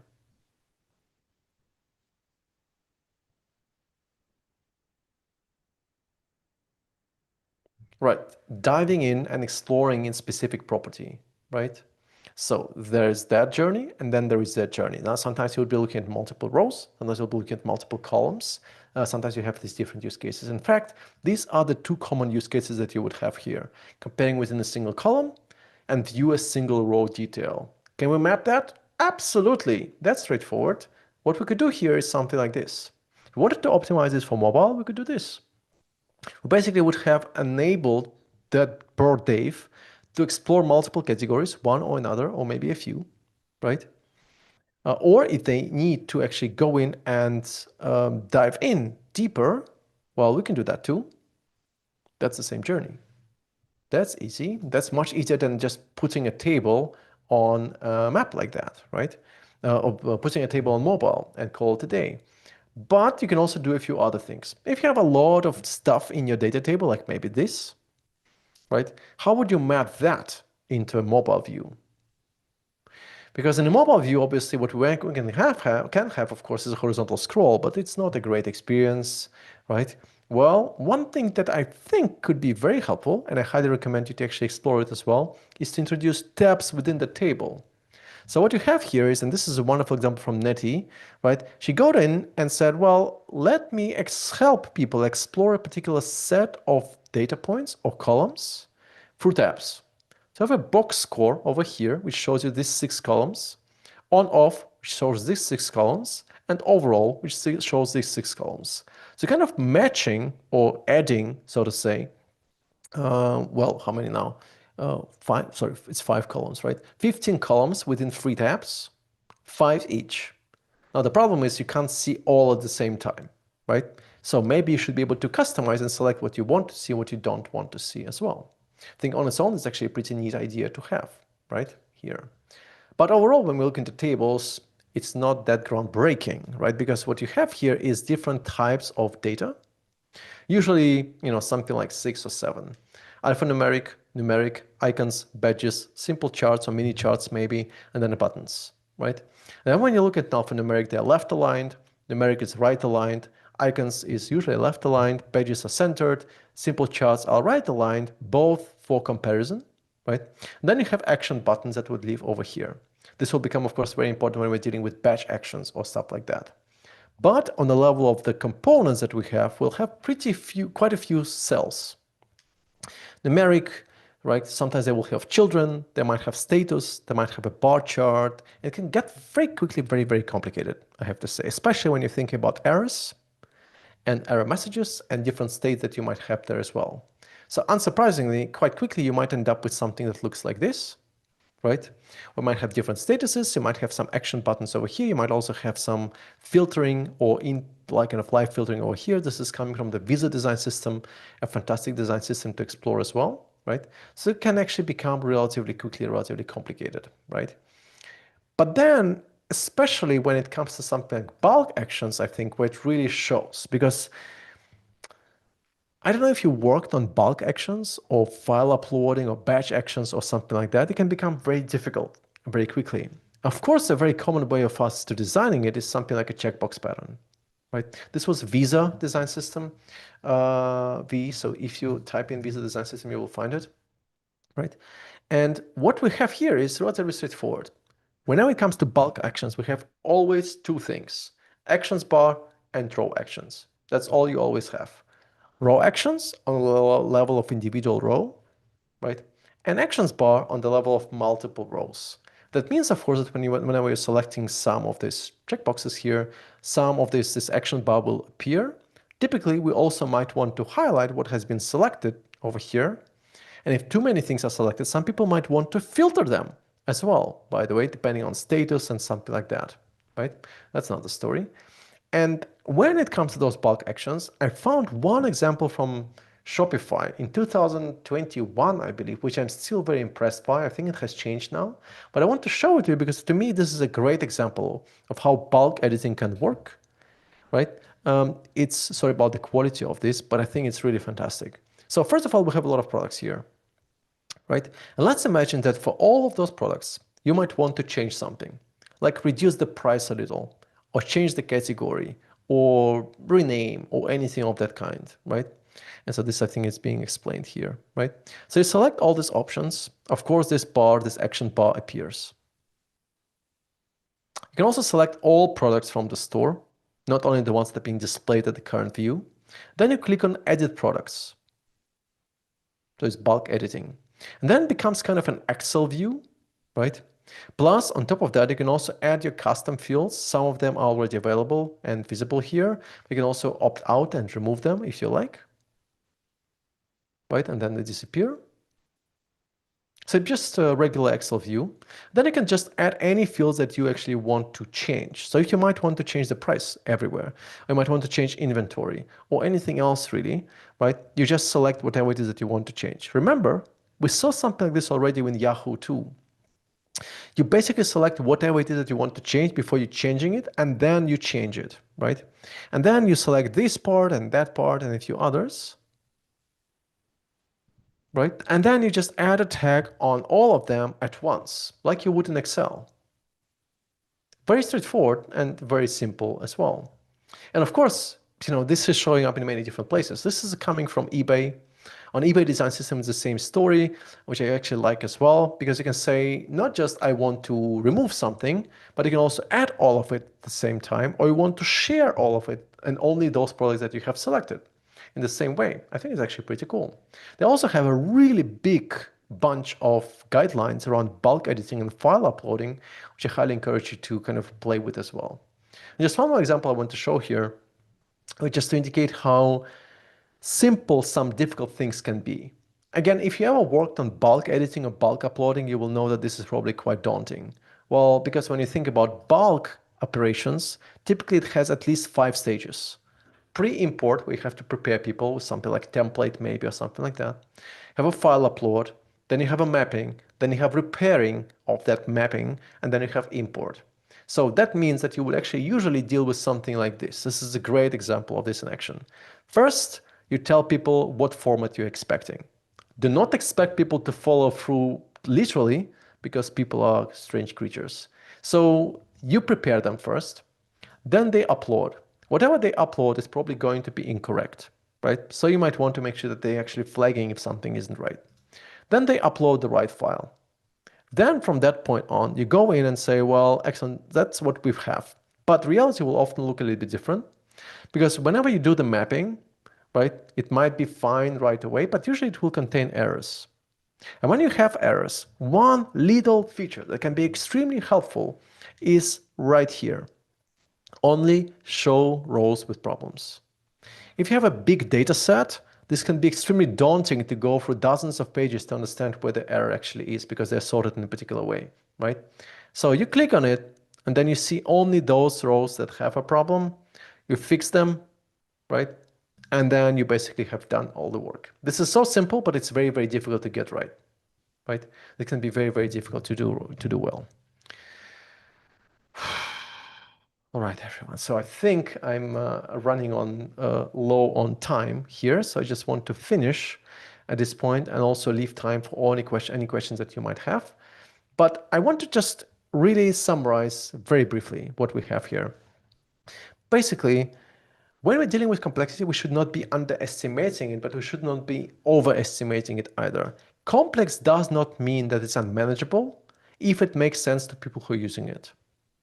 It's not a bad thing. It's just a nature or attribute that you might find in some environments. If you want to reduce cognitive load, then the best way to do that is to frame into what people are using a lot and what kind of you want to enable people to reuse, right? Things like presets or better defaults are always a good investment, but also just to make sure that people don't have to keep a lot of stuff in their working memory. There is this very famous law of Miller's law about 7 plus minus 2. We often misinterpret it in a way that it's like you must have at most 7 plus minus 2 items in navigation. No, you just don't have to make people remember things too much. Example of that, I really have to show it. So, I'm really getting on my nerves. This is a bad idea to do this. Because if you are somewhere over here and you want to compare, let's say, some technical details, right? it's actively blocking your view. So you have to remember some data that you maybe were looking over here because you now have this data blocked or some other data that might be relevant blocked. That's not helpful. Also, because there is no customize button, there is no way to customize the way of how columns are being displayed, what is displayed next to each other and so on. You have to remember and look all the time from left to right, jumping with the eye quite a bit to find what they're looking for. This is how you make people remember more stuff, which is absolutely unnecessary. This is just not a good idea.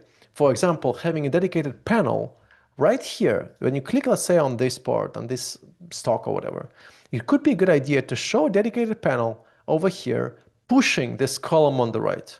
This would be much more efficient than hovering or blocking it. This is just not needed, right? Oh, there is that. Whenever you actually have something like a task that you actually can create structure around, like you need to do this first and then this first and then that and that thing and then that thing, that's usually helpful to create order around the work, even if it's complex.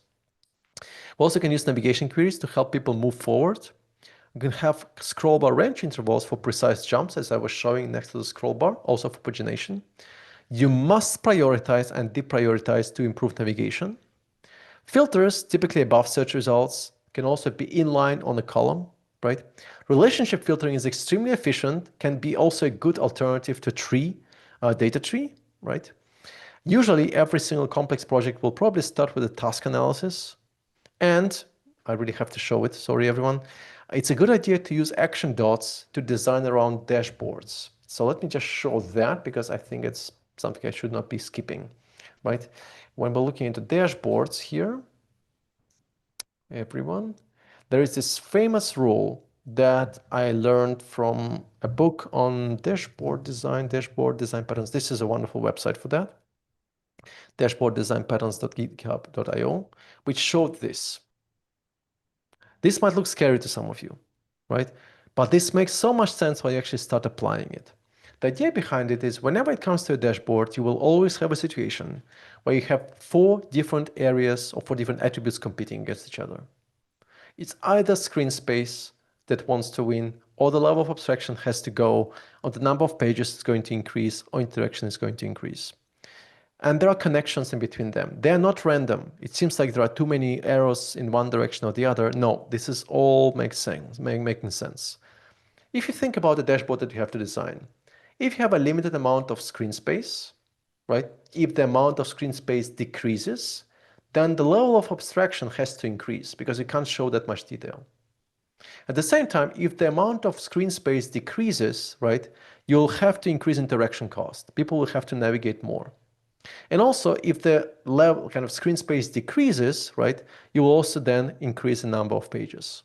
In the same way, it actually operates in a different way too. So if you want to, let's say, increase the reduce the level of abstraction and show more data, right?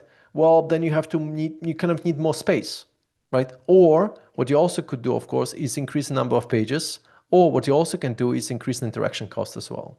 So you can never get it perfectly done, right? So you always need to do that. How do we do that? Great question.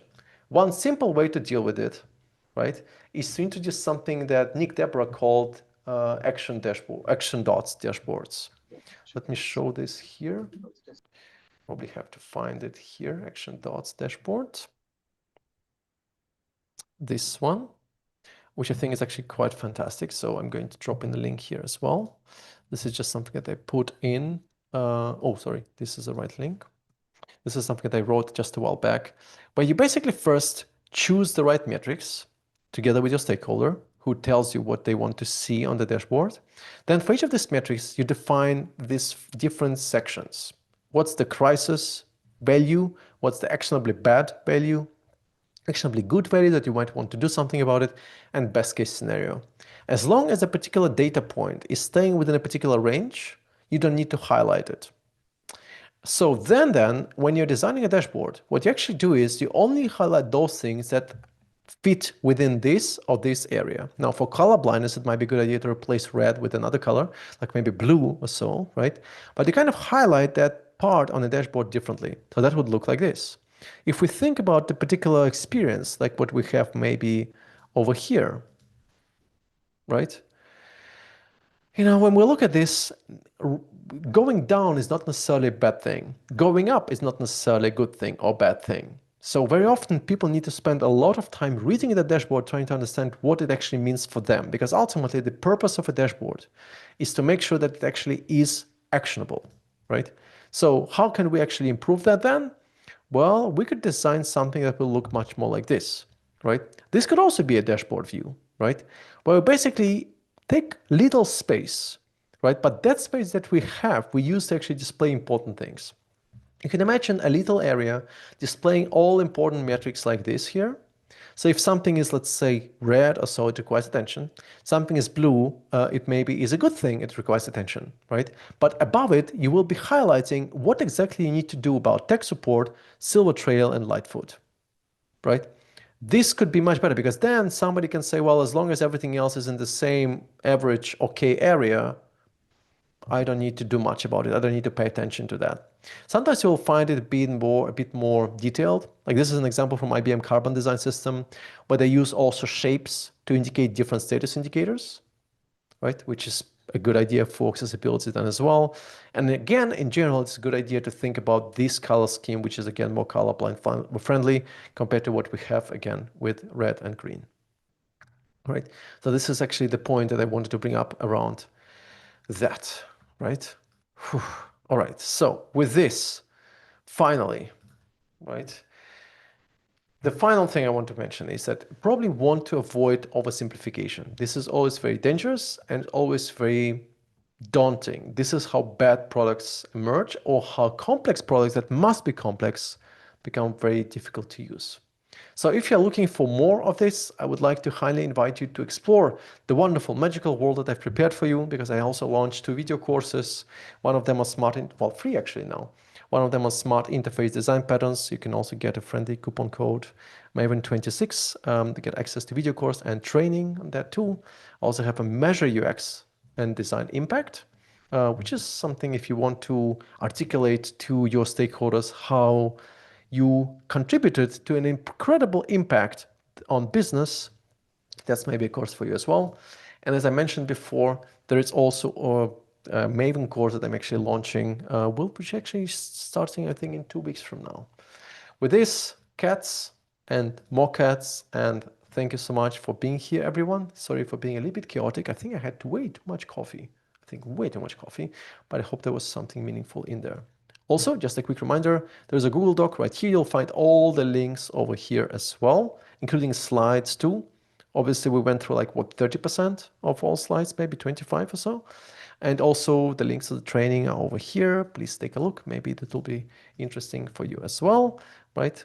Just don't forget to use the code if you sign up. Would love to see you there, of course, right? Also, sorry, everyone, please, if you have a moment, take a look at this design workflow.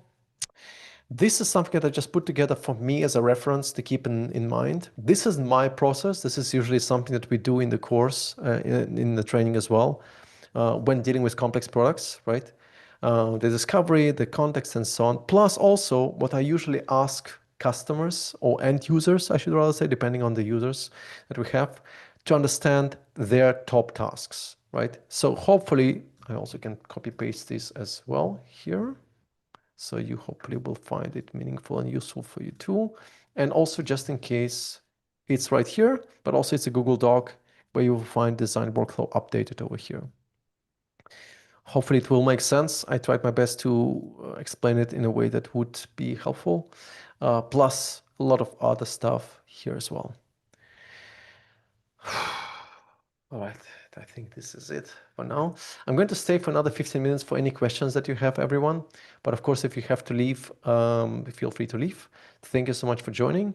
Otherwise, if you do have questions, I'm going to jump in on YouTube now to check if there are any questions. So feel free to retype them in YouTube. And if you have questions here in Zoom, please write them as well so I can see them too. I hope you don't have a Dell. You don't have to go to Dell website anytime soon, although it must have changed. I'm not quite sure. All right, so thank you so much for joining, everyone. I'm going to jump in the questions. Jessica is wondering, in your day workshop, you shared Miro stuff. Is it possible to get access to it again? Yes, Jessica, of course. Please send me an email and I'll give you access to it as well. Probably going to be a bit difficult to do now. Anybody, by the way, if you're interested working together or anything, maybe this could be helpful for your team or whatever, right? Please drop me an email at vitaly@smashinggum.com and I'll be happy to help. Okay. Thank you so much, Laura. Uh, uh, Hopefully not too much snow, Mike. Excellent.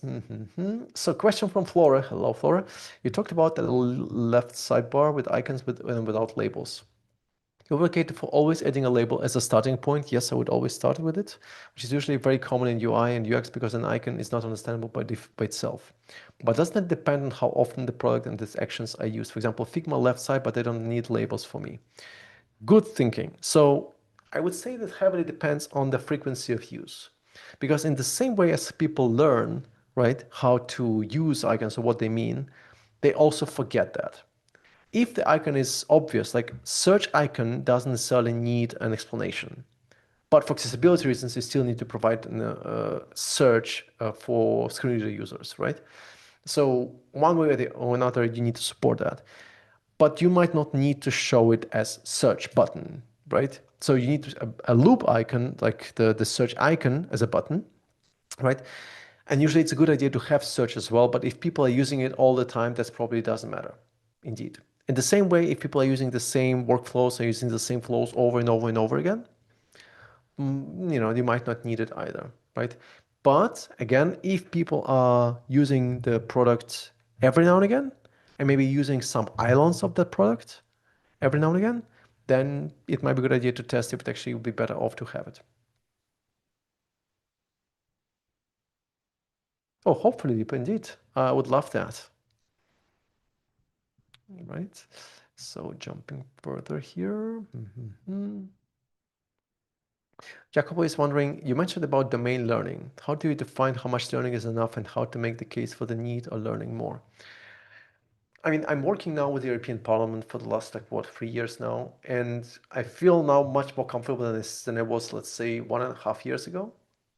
But I would still say that this whole world is very, very confusing. A lot of terms and terminology, vocabulary that is just outside of my control environment, right? I just have no idea what is going on here. I think I need enough to understand what people are doing to the point that I need to be covering at least these key user journeys or key tasks that people are performing. That's probably the most important part for me. And then over time, you can actually learn more. But I try to at least get a very, very good grip and understanding about all the key top tasks that people are performing. This is kind of the step number one for me. Without it, I cannot design anything. And frankly, if I'm being very honest, usually it means unpaid research time because I have to understand what that is in the environment in which I am. And very often, I mean, maybe it's just me, I learned relatively slowly. So it takes time for me to understand the new domain. Frankly, if I'm being very honest, I actually wish I would be jumping way more often between different domains when I was younger. Now I'm 40, right? And when I was 20, I was working in a consultancy company, or digital agency rather, and I was jumping from one project to another every week. That was great. I learned a lot. But now jumping in any domain is a remarkably difficult and painful story for me. And usually I will not get the freedom to do 3 months desk research or even in-person research. That's just not given to me. So enough to cover the key use cases. This would be kind of my answer there. Alex is wondering, can you advise how to design multi-select input? What is the best way? Because I saw a lot of options. Well, maybe Alex, if you could send me an email, I can probably find an article that I wrote a while back about this, but I can check. Urshka is writing, this was a refresher. Thank you so much, Urshka. Well, I'm actually totally revamping this complex UI workshop. So it will be very, very different and probably a bit more complex. Google Doc, of course. Google Doc is not going anywhere, so feel free to use it in the future as well. Also, feel free to share it with your friends and colleagues as well, if you like. Right. Lisa is wondering, could you please clarify how better to design a multi-sorting feature? Oh, yes. Good call. So let me just jump in. A bit of an extra content over here. So I would say that the best example of multi-sorting that I have seen is coming from Airtable. Let me show this here. Okay, I think I can show this part over here. Yes, here we go.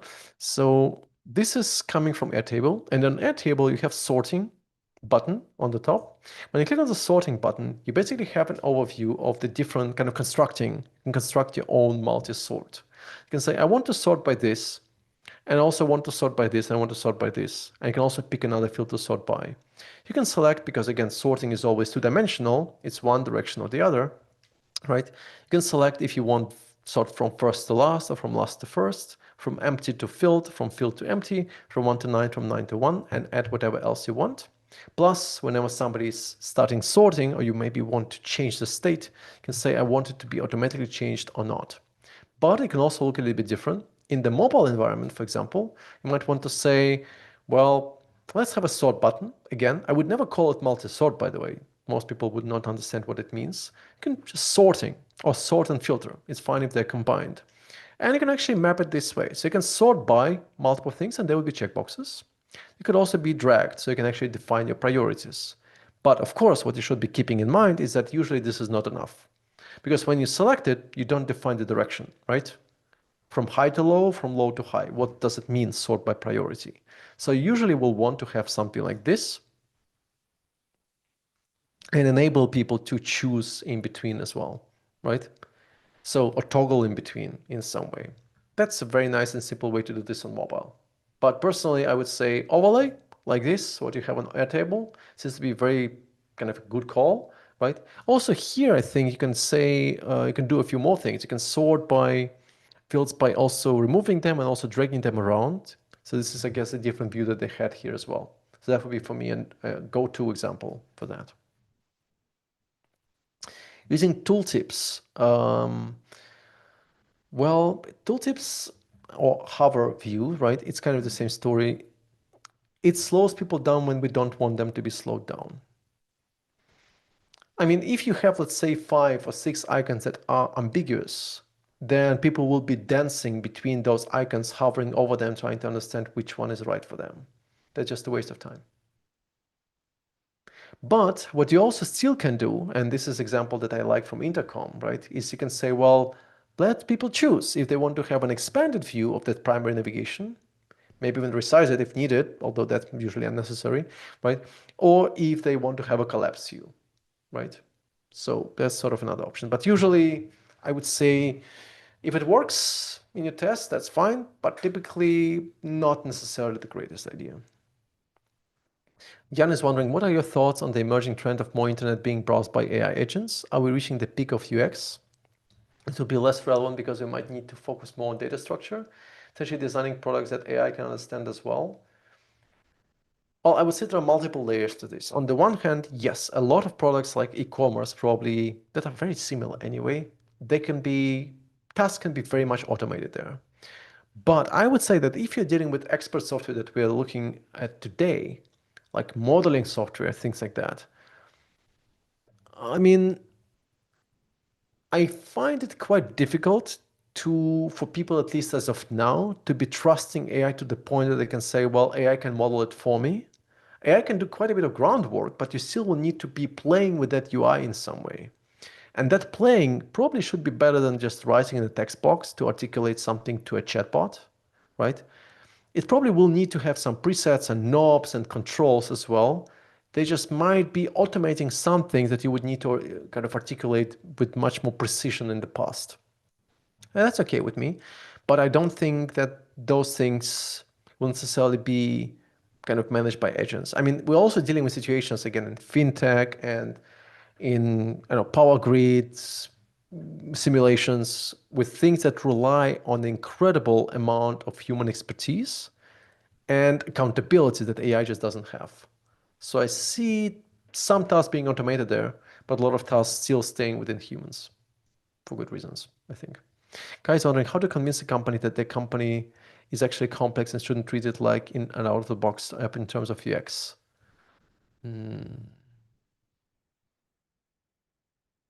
I would say that my way to articulate that would be to look at how resilient the application is. Because once you reach a particular peak at complexity, you will find people, you will have a lot of people potentially, employees probably, making a lot of mistakes or errors, or just not being able to do what they want to do, not finding the right tools, not finding the right features, not finding the right ways of doing things. And so if you can make a point that a lot of people are struggling, which is kind of a consequence of things being complex, not matching the complexity of people using it, then you might be better off. I mean, we have to understand two things, right? On the one hand, we have the complexity of the real world that in these environments must match the complexity that you provide with your UI or with your product, right? They must match. But we shouldn't be forgetting that it also faces the complexity of, not complexity, the expertise that people bring to the table. And so in those environments, you always have people who have to go through a very steep learning curve to get anywhere. You will always have that. And then there are people who have been around and using this product for a while, so they don't have that problem, right? So if you have both of those cases, right, you might have experts being very comfortable with the product, but new engineers, new designers, new users feeling very challenged by it. They need to optimize for them, right? But ultimately, the complexity is not a bad thing at all. It's just there. And it also must be somehow managed, right, in some way, right? You cannot reduce it, but you can still help people manage it in some way. So with templates, presets, and stuff like that. So maybe that helps. V is wondering, do you have examples of platforms for applications or design systems with complex UIs that also have great visual languages? Yes, absolutely. I think for me, the crucial part was hunting for them, actually. So if you look at Enterprise Design System link here, I tried to put together some of those that I find remarkable, really, really, really good, right? The one that I liked a lot, I would say, is the one from Visa. I mean, there are a lot of things over here. The one from Visa is fantastic. It's absolutely incredible. So I can highly recommend you to look at it. The other one that was just renewed, which is coming from General Electric Healthcare, it was totally redesigned and it's great. It's really, really great. It's also public. It's called Ethos. For me, wow, this is so good. It's just really, really remarkable. So I highly recommend you to actually explore it as well. Have a lot of patterns too. And the one that I really should not be forgetting. Intention. Dr. Leap. Dr. Leap Design System Oxygen. Design System Oxygen. This is a great design system for a B2B environment. However, I don't see it. Where's the design part actually of it? Hold on, oxygen. Oh, here we go. This one. It's really, really nice too, right? So feel free to take a look at it too. This is a really, really good design system, especially if you look at components. I think, what was that? Here, sorry, patterns. They have this really incredible set of decision trees. For example, over here, like this, right? And way more than that as well. I just need to find it. Choosing from components, principles, iterations. Oh, damn it, I always lose it. But I wrote an article about this, UI decision trees. Decision trees. You see, my world is linked in somehow. So that's a little article that I've put together about different decision trees, and many of them are coming actually from Dr. Leap, which is absolutely incredible. This is like things like this.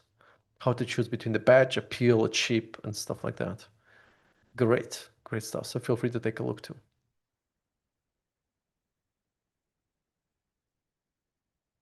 Oh, sorry, I actually just realized I actually didn't link it properly. I sent it to Philip. Sorry about that, Philip.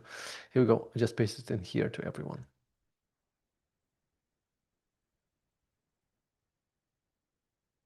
Right, everyone. So maybe a few more minutes and then we'll wrap up. Thank you so much, Jessica. Rachel is writing, I recommend that. Oh, thank you so much, Rachel, for recommending. I'd like to hear your opinion on this if you can answer. The relationship between search and filter. Should the text search field be considered a part of the filter? Should the search input be at the top and the filters belong to it in some way? Both way works.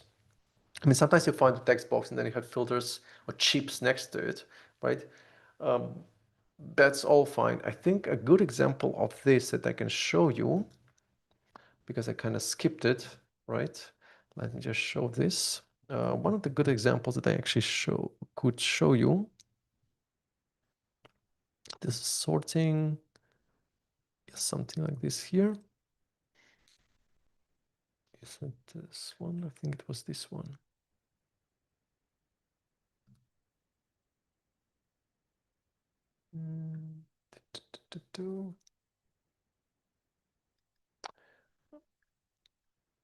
Always losing things, always losing things.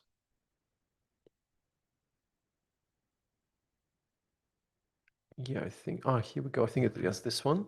So this is in general a good pattern to have. So you can have search over here, right? Which kind of includes all of that. But usually you would have search and then you would have filters right underneath. That also works as well. The important thing that these selected filters or applied filters are not appearing here on the left, right? I don't see any search here, so sorry about that. That's probably more confusing than helpful at this point. No, I don't think I have an example of that here.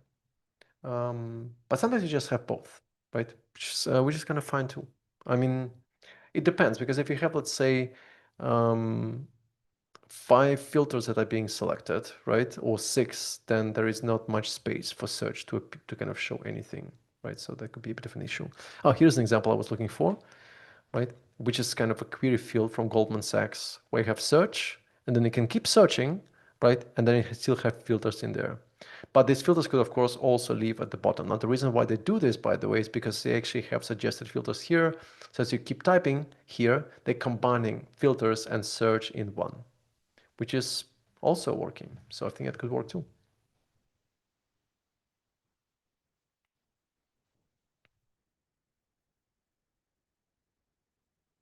Would love to hear your thoughts on the Salesforce design system. Well, Salesforce has a design system, and it's a very accessible design system, I have to say. When I was looking at it a while back, I was actually quite impressed. But I haven't been looking at it for a while now, so I'm not sure, Gayatri. Unless you are working at Salesforce, in which case it's a fantastic design system, of course.